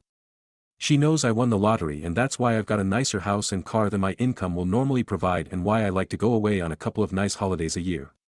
She's never asked for anything from me materially and kept insisting on covering half the dates despite me offering to pay every time. We are getting more serious, but nowhere near moving in or anything like that or her meeting my son yet. It all came to a head last week when the subject of my ex came up and my girlfriend said how nice her beauty salon is. We were with a couple of my friends and one of them said, "It should be nice, Sam paid for it." She asked what he was talking about, and before I could answer my friend said, he gave her £2 million. My girlfriend was quiet for the rest of the night, and then when we got back to mine she exploded and said I was still in love with her and that's why I gave her the money, that I wasn't normal, that no wonder a lottery winner only lives in a house like this and drives a shit car when I gave half away, that I was a gullible simp, how embarrassed she is by me, how we could be set for life with that money and never work again, etc. etc. It went on for so long I told her to leave as I'm going to bed and not listening to this anymore. I haven't seen her since and she hadn't answered my calls or replied to my messages apart from the odd insult until today when she said the only way she could stay with me is to ask my ex for whatever money she has left to be returned to me so she can save face. I told her no and I'm done with her. She again accused me of trying to buy back my ex and I blocked her. Is this going to be a problem I have with other women going forward? Aita for this. Relevant comments. Commenter 1, dude, honestly, your ex is part of your kid's life and you did the responsible thing. Not everyone's gonna get it, but if your girl can't respect that, maybe she's the problem. Not everyone's gonna vibe with your past or choices, and that's okay. Gotta pick people who actually get you. Reply, that's what I thought it was the right thing to do. Seemed unfair to live it up on my own while my ex and son struggle through on minimum wage. Commenter 2, you dodged a bullet, mate. If she's reacting like this over money that wasn't even hers and was given away before she met you, imagine how controlling she'd be if you actually shared finances. Not the AH. Reply, I agree, but it's surprising as she never asked for anything before. Even when her car broke down and I fixed it she tried to offer me money for it. Commenter 3, NTA, but kind of not wise for giving her so much. Did you at least save some for your kid, or invest any of it? Reply, between what I have left and my life insurance my son will be left 7 figures if anything happens to me. Commenter 4, LOL dude, your chick is a gold digger in disguise, that money is none of her business and she has no say on what to do with it. Reply, that's what I'm feeling, but she never asked for a penny before. Even when I repaired her car she tried to pay me. Commenter 5, some people will say you did too much, but at the time of your win, you and your ex had only been separated for a couple of years, and if you had won it when you were still together, you would have split it 50-50ths. I imagine it makes a lot of things easier for you as a co-parent knowing that you split the win with her, since she can never really say that you owe her anything for your child, and your child is well provided for. Reply, it just felt right because what's the point in my son having one rich parent and one struggling parent? Commenter 6, NTA. The now ex is unhinged. You're doing well for yourself and wanted to share that with your child who primarily lives with your ex, which is honorable. Would she have rather the ex taken you to court for child support and monthly you'd have had to pay possibly more over 18 to 21 years? Wouldn't she be more interested considering if something bad happened she now knows you take care of any future children in her? She sounds materialistic by knocking down your house, car, and I'm sure the job would have been next.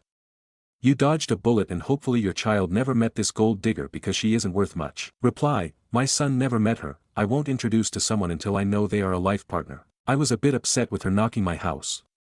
I like my house. It's not a big but it's nice. Update. She unblocked me and asked for forgiveness but I said no, it's gone too far and for me it's over. She didn't take it very well and I got bombarded with abusive messages for a day or two, but they've stopped today as have the phone calls from a withheld number. A few people asked on the last post why I gave my ex half rather than put it in savings for our kid. Between us we have nearly $1 million that we have put aside for him that cannot be touched and will earn interest over the years. As for the cheating which a lot of people mentioned, we were each other's first for everything and we talked about it and both admitted a few years we felt a touch of regret. We both agreed to threesomes, so over the course of the next year or so we had threesomes with a few men and a few women. Unfortunately she ended up catching feelings for one of the men. Not the end of the world and no reason for us to fall out. Relevant comments. Downvoted commenter, NTA, but I kinda feel the most recent ex was onto something with regards to feelings. You're either super mature and wise beyond your years or you are hoping to rekindle the relationship in future with the lass you gave the money to. I'm not saying you're a bad guy, you're obviously not, but it feels like you're playing the long game. Reply, she's asked me back loads of times before the win and I said no, so why would I need to pay her to come back? Commenter 1, you're a real man.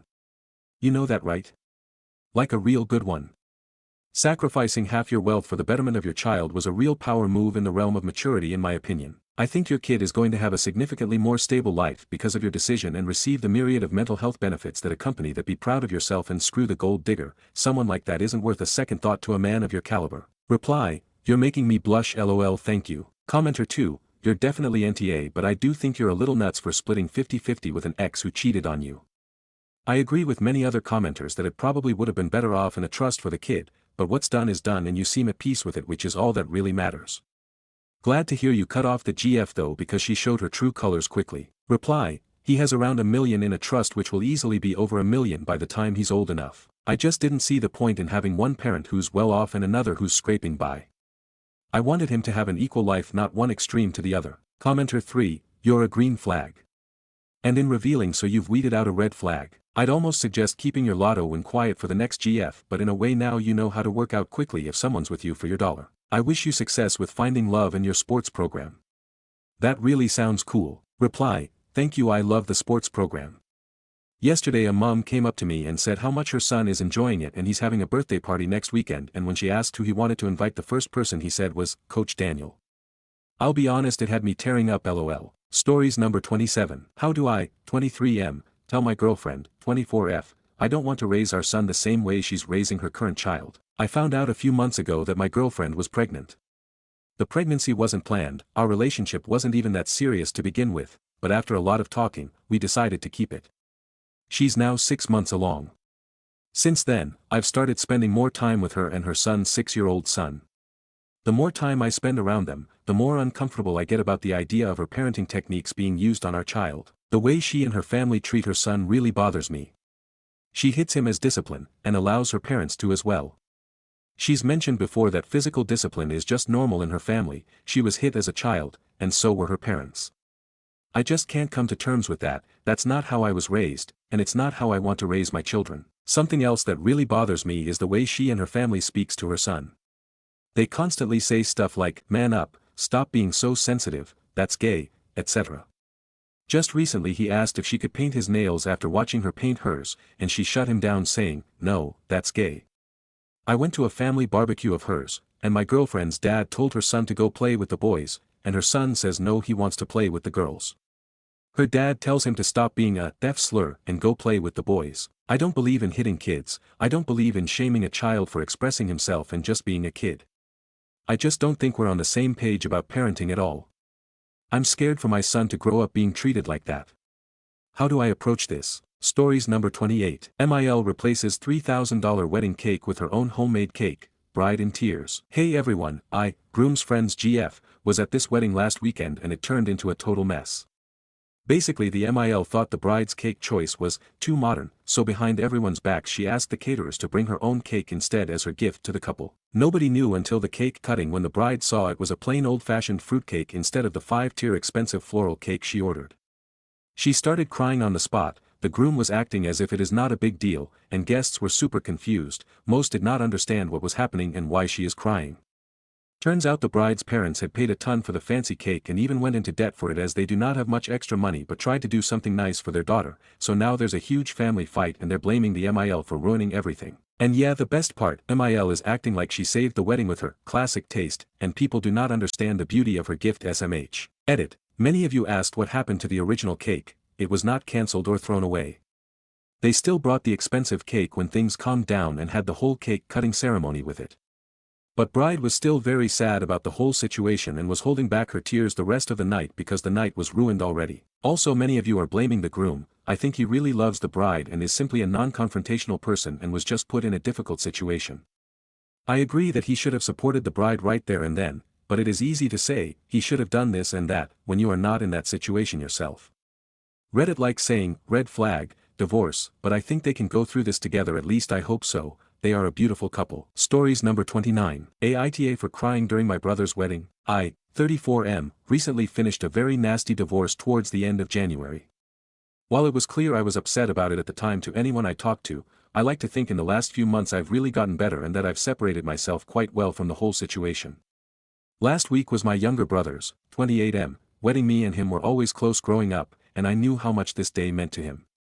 I was very proud of him in the moment and began to tear up during the ceremony, which was met with stares from many family members and others. I thought they were just surprised to see me cry, as I'm typically not the crying type, so I brushed it off. Once the ceremony ended, however, the bride's mother, and her father not far behind, came over to me and began scolding me.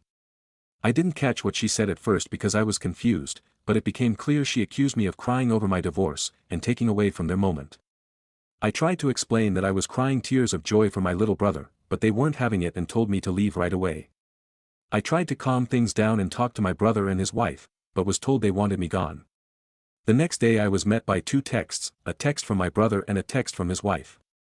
From my brother, it was a message saying he was disappointed and said I shouldn't have attended the ceremony if I knew I wouldn't be fit to attend. The message from his wife was similar. Stories number 30. I'm breaking off my engagement because my fiancé might get sick in the future. My fiancé and I have been together for 5 years. He's the love of my life and I literally can't imagine being without him. So the thought of doing this is making my stomach roll. He was adopted and neither he nor his parents knew much about his medical history. A few weeks ago, he met his biological brother for the first time and found out that his birth father had passed from Huntington's disease. There's a 50% chance that my fiancé also has the genetic defect that causes Huntington's, but he refuses to get tested. It's not the disease I'm scared of, it's the not knowing. If we know he'll get it, we can prepare financially, practically, and emotionally. He says a positive test result will hold him back from living his life, but I feel like it's the opposite. How can we live with this giant maybe looming over us? How can I make smart decisions on where to live, how to budget, or even whether or not to have biological children with this man if I'm not allowed to have all the facts? So, I've come to the decision that I have to break it off. I respect his decision, but I can't understand or accept it. I have literally no one I can talk to about this because it's his fucking secret and not mine to tell. Edit. I have to go to work now, but I'll try to continue responding throughout the day. Especially to the comments that exactly mirror the dissenting voice in my head. I just want to clarify a few things up here. I would not leave him if he tested positive for the defect. I would not leave him if he got sick.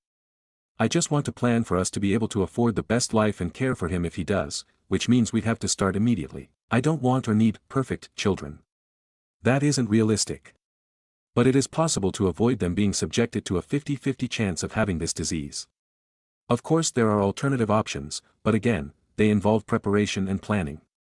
I'm more than willing to take a full genetic panel as well. Yes, one or both of us could get cancer, or permanently disabled in an accident, or any other number of things. But I've come to learn that you can't plan for every unpredictable thing life throws at you. This is the rare occasion that we do have the opportunity to prepare. Essentially, it comes down to the fact that we're incompatible, regardless of how much we love each other. I'm a planner and he's very laid back. Until now, these traits have complemented each other, but unfortunately they've brought us to an impasse that I don't think we can both move forward from happily. Second edit, I'm floored at all of these responses, supportive and otherwise. At the very least, I feel validated that this is a complex issue with no clear and obvious answer. I've decided to take a few steps back. Those of you who brought up the fact that a few weeks is probably too little time for him to fully process his possible diagnosis have a really valid point. Just because I want to immediately jump into problem-solving mode, doesn't mean it's necessarily the right thing to do here. So, I'm not leaving. Yet at least, and hopefully never. I'm going to find a therapist to help me work through my anxieties and give my fiancé some space, not literal, to work through his. And then we'll revisit this conversation, hopefully with more patience on my part and willingness to act on his. Third edit, I know my title sucks. Sorry, but I can't do anything about it now. It sounded fine at 6 a.m. when I made the post. Update. Hi. Remember me? I posted earlier this year about my fiancé who was refusing to get tested for Huntington's after learning he had a 50-50th chance of having the genetic defect. Some of you gave me great advice and support, others the wake-up call I needed, and the rest of you, well, Reddit gonna Reddit. I'm not sure if it was obvious, but I was not in a good place when I made that post. When I stress, I don't sleep or eat. For him, it may have only been a few weeks to accept the situation, but for me it was a few long weeks of non-stop anxiety where I was lucky to get even an hour of restless sleep a night. I was plain exhausted on top of everything else and only began to consider leaving when I started to hit my breaking point. Anyway, we talked about it. At length. We cried, we fought, we researched, I showed him empathy. We consulted with friends, family, and specialists. We pressed pause for days or weeks when we needed a break from the whole damn thing, and in the end he agreed to have the test. Guys, to say we dodged an absolute maelstrom of bullets would be putting it mildly. He's negative, both for developing the disease himself as well as the risk of passing it on. No matter what else happens, this is one area where he's assuredly safe. All of this said, once the euphoria faded we decided it was necessary to put a hold on our engagement and take some time apart. I still love him with all my heart, but this was our first serious disagreement as a couple and it forced us to seriously reflect on ourselves and our relationship. Neither of our positions were wrong, but they were so disparate that there was no realistic compromise. I've spent the last few months traveling abroad, and other than a few texts we haven't spoken much. But I'm home now, and we have our second first date tonight. Wish me luck. TLDR, he's safe. Edits. I mentioned this a million times in my first post, but here goes again. I had no plans to leave if he tested positive. I just needed to know so that we could plan our lives accordingly. We decided together to take a break. It's been an incredibly difficult, emotionally charged roller coaster of a year. I didn't leave him. We planned from day one to keep communication to a minimum. It was difficult. I actually began keeping a journal of all the things I wanted to call or text him about. It's extensive, and I can't wait to share it with him. I didn't give him an ultimatum, but I understand why that's the takeaway. I only told Reddit that I was thinking of leaving, and I know that it was rash and irrational. No, I'm not going to kill myself. Sorry if that disappoints you. Why does everyone seem to think that traveling means sleeping around? Just gonna leave a little timeline here for those of you who think I've been traveling since my last post. He learned that he was at risk of developing HD. I posted on Reddit when I reached my own breaking point and needed to vent about how I was affected. We spent the next 3-ish months discussing next steps, consulting professionals, meeting others in our situation, etc. He made his own decision to get tested. That took a while, since there are a lot of steps you have to go through before they'll even agree to do it. We learned he's negative. We rode the emotional high for a bit, then realized we weren't the same people we were at the beginning of the year, and no longer knew how to be together normally given everything we learned about ourselves and each other during the hardest of situations. We decided to take a break and meet for dinner on September 16th. I'm now getting ready to leave for said dinner. 8 and I swear this is my final edit, I meant to say this last time too. Thank you to all of you who are sharing your stories about HD, chronic illness, and love. I'm sorry I haven't responded to everyone, but I'm reading all of them and wishing you and your loved ones nothing but health and happiness. Update 2. This title continues to be embarrassingly bad, and now irrelevant, but I kinda feel like I'm stuck with it now. Sorry, if you're new here, my fiancé found out he was at risk of developing Huntington's disease. I wanted him to get tested and he did not. Months later, he did, and thank God, he was negative. The whole thing put such a strain on us that we decided to take a break. Last night, we went on our second first date, and I can't believe how many of you want to hear about it. Of course I couldn't leave you hanging, but there are a few things I want to address first, so please bear with me for a few more sentences. It feels like many of you are determined for there to be a bad guy here, but please don't put this label on my fiancé. He doesn't deserve it. He's not a jerk, an asshole, or an ostrich. He's a man who was suddenly forced to face his own mortality. He had a very human response, and I didn't make it any easier on him during those first few weeks. On that note, it's great that so many of you guys always react perfectly to every tough situation life throws at you. I'm sadly not like that. Sometimes I fuck up like I did by not initially giving him enough time to process.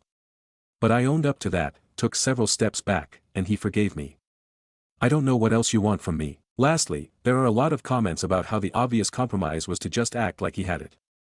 But you know what, it was the idea of living like he was dying that actually drove him get tested. He didn't want us to unnecessarily save half our paychecks instead of using them to enjoy life. Or deal with the complications of IVF if we don't have to. Or forego opportunities that didn't play nicely with the end-of-life care plans we'd be making. Essentially, he concluded, in his words, that the cat was already halfway out of the bag and it could come out but it was never going back in. If he was positive, we'd be obsessing over every little thing being a possible symptom. But if we left things as they were, we'd be doing that anyway. That doesn't mean it was easy at all. We actually had to make a second appointment to get the results because he couldn't bring himself to hear them the first time. But that was okay, I was there for him the whole time to support him however he needed me to. Okay. I'm done with that, onto what you actually clicked for. Do you guys know the feeling of watching your favorite childhood movie for the first time in years and being nervous that it won't hold up or have the same magic you remember? That's kind of what I was feeling yesterday, and I actually have to thank everyone jumping down my throat in the comments because you did a great job of distracting me from the butterflies in my stomach. Well, the magic was still there. We may have spent months apart, but it didn't feel that way at all. In fact, everything felt even better and more comfortable than when we parted. We felt like the happy couple we'd been back in January before this whole thing started. It was like there was a weight hanging over our relationship that was keeping us from actually moving forward despite the good news, and it's finally been lifted. Before last night, I couldn't remember the last time anything with him felt bright and easy. But we're back, baby. I know the general consensus was that this was a dumb move, that we should have opted for marriage counseling instead of going our own ways for a bit. I'm not a relationship counselor, I'm not recommending this method to anyone. I don't know why it worked for us.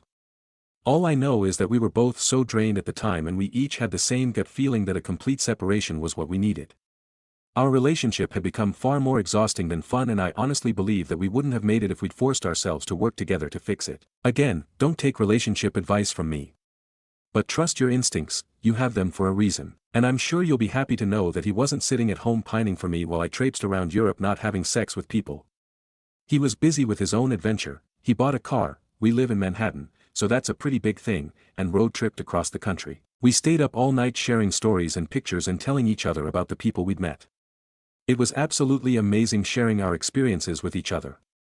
I know it may seem like it would have been better if we'd done it together, but there was something really special about living it through each other's eyes. Anyway, we have the rest of our lives to travel the world together. Because we're not breaking up, suck on that people who were hoping he'd leave me. Look, we know this new honeymoon period we're in won't last forever, but I really think we're prepared to handle whatever other challenges life tries to throw at us. Honestly, there's a pretty good chance we've already gotten through the worst one, knock wood, but even if there's something bigger and badder waiting for us I'm completely optimistic we'll be okay. So, that's that. We've officially reached the other side of our first major life issue together. Did either of us behave perfectly? No. Are we going to be perfect next time? Probably not. Are we 100% committed to combining our completely opposite ways of dealing with crises into a superpower designed to crush conflict like a 90s cartoon? Absolutely. Stories number 31. Aita for hiring help to do the chores I agreed to take on in our marriage. I, 27F, have been married to my husband, 32M, for a year. He's incredibly successful and makes significantly more money than I do. That I work full-time as an architect, not a super high salary, but I love what I do. When we got married, we agreed that he'd handle all the bills, and I'd take care of the housework which includes cooking, cleaning, laundry, etc. Basically a modernized housewife dynamic, except I still work because I love my career. Now, here's the thing, I suck at being a housewife. I don't enjoy cooking or cleaning, and it drains me. So instead of burning myself out, I decided to use my own money from work to hire a housekeeper who comes in a few times a week and a meal service that handles dinners. Everything still gets done, the house is spotless, my husband always has clean clothes, and meals are prepped and on the table. It costs me money, yes, but it frees up my energy, and honestly, I think it makes me a better wife emotionally and mentally. But my husband is furious. He says the deal was I do the housework, not pay someone to do it. He says it feels like I'm not keeping up my end of the marriage agreement, and that it's lazy and disrespectful to outsource my responsibilities, even if it's with my own money. I tried to explain that I'm still honoring the results of the agreement, the work is still done, just not by me personally, and that it's not like I'm expecting him to pay for the help. But he's really upset and says I'm undermining the whole point. So Aita for outsourcing the housework I agreed to do, even though I'm paying for it and the house is still being taken care of. Stories number 32. I keep meeting my birth mom, but she doesn't know it's me. She had me when she was 14. And I, 24M, was given up for adoption. My parents told me about her growing up. I still have the letter she wrote me that she asked if they could give it to me if they wanted. It's crazy reading it sometimes and knowing it was a literal child who wrote it, saying she's sorry she couldn't be my mommy but she hopes I'm happy. She was open to having contact, but we moved for my dad's job when I was 11 and then it seemed impossible to find her. But luckily I did. She's working at this small restaurant and I keep going, but she doesn't know it's me. We talk sometimes. And she seems like a nice lady. Sometime when she says something like, "Do you want a refill, honey," or uses another term like that, I want to tell her. It makes me nervous. We talk sometimes and she seems really genuine. If it's not super busy, she's more open to talking about random stuff. I literally drive 2 hours to come eat at this place just to see her. And it's like she knows me already because I'm there once or 2 times a week for the past 3 months, so she always says hi with a big smile. But man, if only she knew. Update. Well, I did it, I told her. And yeah, it was pretty heavy. My heart was even beating fast. I kept trying to think how to tell her. Many of the comments on my last post here mentioned writing her a letter, just how she wrote a letter for me. Originally that was the plan, but for me it felt like I needed to say it. Oh, really quick, I want to say thanks to everyone for their love and support. Mostly to all the birth parents out there who shared their stories with me. That's what really helped push me to have the courage to confront her. It meant so much, so thanks. Everything happened day before yesterday BTW. I did wait for her to be done with her shift, and that was when they were closing the restaurant already. And waited in the parking lot. We said hi when she saw me first, but then I told her there was something serious that she needed to know. First told her sorry for keeping it from her this long. She didn't react until I actually pulled out her letter, and she started bawling from there. Like screaming and crying at the same time, and didn't even have to finish the whole "I'm your son" speech. She just saw it and knew. It was crazy. Next thing I know, she's hugging me instantly, but then she pulled back and asked if it's okay to hug me. OFC it is, and we're just there hugging and crying in the parking lot. It hit her hard though. Her legs gave out for a second, so I had to actually hold her up while she's still hugging me for a minute. What really got me was her saying to me, "Look how big you got." Also, hearing her cry made me cry too. She went back to open the restaurant up. She wouldn't take no for an answer. We had coffee, ate a slice of their pie inside, and talked. So many stuff we talked about. She told me the second time I came to the restaurant she got a feeling, but for her it was hard to believe it was me. So that feeling she had was pushed way down, because she told me for years after I was adopted she saw kids that would be my age and used to think they were me. Then she would be crying in public. It fucked with her mind a lot and made her depressed, so she didn't want to do the same when she saw me, getting her hopes up like that. She says I look so much like my biological dad when he was younger though. We talked about him too. They stayed in contact with each other in case I ever reached out to one of them, so it would be easier to contact the other. I didn't have hope about finding my biological dad since he was never mentioned, so I'm glad they both planned for this future scenario. She told me about how they wanted to keep me. Especially my biological dad. He didn't want me to be adopted. But he knew they had to because they were just kids. It took him a long time to get past it after I was born, she told me. That's why he didn't leave anything, because he didn't want to believe he might not see me again. We talked for hours. Till almost 2 in the morning, they closed at 11. She just wanted to know everything about me, but her main thing was, am I happy? Were my parents good to me? Did I have a happy childhood? And I did. I told her thank you for helping to give me this life. We both cried again. She cried the most. Everything was very emotional for her. Sometimes she would look really happy but then get sad again. After my 18th birthday she was hoping I would find her, that's why she stayed in the same city. But since I didn't, she always thought maybe I resented her, wasn't told I'm adopted, or maybe had decided it was better not to have her around. It made me feel bad for not telling her sooner. She told me it's not my fault and I did right going at my own pace. Honestly, she's so sweet. The way she kept looking at me with the biggest smile, it made me emotional sometimes. Makes you think, how can someone who's been a total stranger your whole life look at you with so much love? It's wild. We learned so much about each other. She asked me if we could have dinner soon to keep talking. And if at some point in the future if I'm interested come over to her house so I can meet her husband. That all sounded really great. We exchanged numbers. After I left she sent a text telling me thank you for giving her this gift that she didn't know if it would ever come. My girlfriend came over and she hugged me while I cried. I wasn't sad, by the way, these were happy tears. Everything went better than I expected. There was still emotionally heavy stuff, but I'm still glad that we got to open up to each other. Last update. Met my biological dad for the first time ever and I'm very happy about it. Update, January 21st, 2022, 17 days after first update. Lots of you asked to let you know how it goes meeting my biological dad, and to say it was emotional is an understatement. I've been feeling so many things since this all happened. We met a few days ago. Was originally supposed to be almost 2 weeks ago, but shit kept coming up. Work, and then I got sick, not COVID, for days. But we made it happen. TBH, this was more nervous for me because I didn't know anything about him. With my bio mom it was different because I watched her from far and got to know her a little before it came out. I asked my bio mom if she could be there too just because she knows him better, so it was the two of us waiting for him at this park. He was already crying before we even got to him. This guy is strong too, so he pulled me in for the biggest bear hug and crying. He told me he wants me to know that they loved me so much and he loves me. I lost count how many times he'd come back in for one more hug. This definitely got to him. And he kept saying thank you God a few times. Looking at my face. The feelings, man, the feelings. We had so many of them. Hearing him tell me how much they love me even back then. It meant so much for me to hear that, and NGL that had me holding him tight too. I'm sure to everyone at the park it was weird seeing 3 crying people, lol. My bio dad said he cried so many times just driving over here he didn't think he had any more tears until he saw us.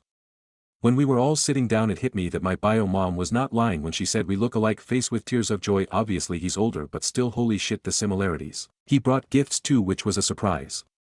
It was really nice. He told me I don't have to keep them if I don't want it, but he felt weird not coming with anything and he's wanted to give this to me for a long time. One was a teddy bear holding a picture frame of him at the hospital holding me. He was 15 years old, it's still crazy to realize that. And then the other thing was a journal. The journal thing was stuff he said he started writing to me years after I was adopted. He was in therapy and that helped him to cope, thinking he would give them to me one day. His way of still feeling connected to me. I haven't read everything yet, but some of the pages were his thoughts and like if he's talking to me. How he felt when they found out she was pregnant, then the adoption, everything going on in his mind when he first got to hold me as a baby. I didn't even know he was at the hospital too. It was not what I was expecting. It really got me. I read some more of what he wrote last night that really got me crying. I'm sad to think how much this affected them emotionally for years. Also think it's pretty sweet he wanted to write this for me. We talked about his own life, which was pretty hard. His struggles with home life and the feelings he had about giving me up. Then he wanted to know everything about me. Basically with the same questions my bio mom had. I made sure they knew they made the right decision. Because my life was pretty great. He looked like he wanted to cry when he knew that, because that's all they hoped for and it was something he always wondered about for years. My bio mom left a bit after we were more comfortable so we could talk more in private once it didn't feel too awkward between us. From there he told me stories about how he met my bio mom. Sometimes he'd point out stuff he noticed about me that reminds him of her or me and him having similar likes. Example, I love eating mangoes. I can eat them all day and that's what I bought when we bought snacks at the park. He told me my bio mom was obsessed with mangoes 7 before she got pregnant, while pregnant she craved it even more. Just cool info to know even if it's random stuff, lol. It's still stuff we have in common and we both have lots. Both like hiking, playing pool, he was a swimmer in college and I was on a swim team in high school, both love rock music. Especially 90s. My bio dad was really open about sharing everything. Like he really was getting ready for this meeting. He hoped it would happen and he prayed every day to see me again because he had so many things he wanted to tell me. Overall, really good first meeting. I'm glad how it went. He's open to the idea of meeting my parents. After I told them about all this because they definitely want to meet my bio parents again if I'm comfortable with that, obviously if my bio parents are too. Let's see when that happens. Ick, how it's gonna feel for me. They've met each other before I was even born, but I never had them at the same place, so that'll be interesting. LOL. Me and my parents met up yesterday to have breakfast so I could tell them everything. My mom was so happy how it went. She actually cried too when I was telling them about both their reactions. My dad was proud because he knew how hard it was the months after finding my bio mom and not really wanting to make contact yet. I'm really happy to have their support because it's hard not to feel guilty about wanting to know more my bio parents. They gave me a really good life, so for a while it's felt like maybe to them I'm showing them that wasn't good enough for me and I'd rather have my bio parents. But they told me many times they want me to do this for me and they know how much I love them. And I really do. Finding them and meeting them was hard. But it was so worth it to me. And seeing their reactions made it feel even more worth it. Still can't believe it sometimes. I'm just realizing this has turned into a long post, my bad haha. Writing this has been therapeutic tbh. Kind of thinking back to everything that's happened. Feeling really grateful. Again, wanna say thank you to everyone who has been on this journey with me. Everyone who sent me their own stories, their love, their encouragement. You guys have beautiful hearts and I'm happy I had somewhere to talk about all this and receive so much love back. Just wanna say to all the adopted kids out there, I wish you guys luck and that you find what you're looking for. It's not easy at all. I feel fortunate that things didn't go badly or that my bio parents aren't bad people. And to all the birth parents out there who made this sacrifice, thank you. It's because of you there are kids out there like me who got to have a great life with loving parents. Stories number 33. Aita for stopping donations for Maisael's medical bill after she destroyed her daughter's favorite toy. Maisael needs a surgical breast lift for her severe back pain that I have been actively donating $50 weekly, and so has some other relatives. The last time I checked she was 25% of her way to the goal. Maisael has a 6-year-old daughter. Very kind angel. She had a Barbie that meant the world to her. I have seen her with it at family gatherings and in pictures. She seemed to be with it most of the time. So yesterday I was scrolling through Instagram. I came across a video she posted 10 hours earlier of the Barbie doll burning up in a fire and her daughter screaming in the background. The caption said, "Eat all the cookies and this is what happens." I asked for more context to have a full opinion of the situation, also viewing it as fucked up at the same time, and she told me her daughter ate all of the cookies she baked. Didn't specify amount. I think her punishment was too extreme. It hurts to see her daughter crying in the background of the video. I messaged her back and told her my decision to no longer donate to her because of her actions. She called me a dumbass and then blocked me. I told my husband about the story and he sides with his sister. He thinks her body is worth more than the toy she destroyed. I actually don't know if I should just keep donating or not at this point.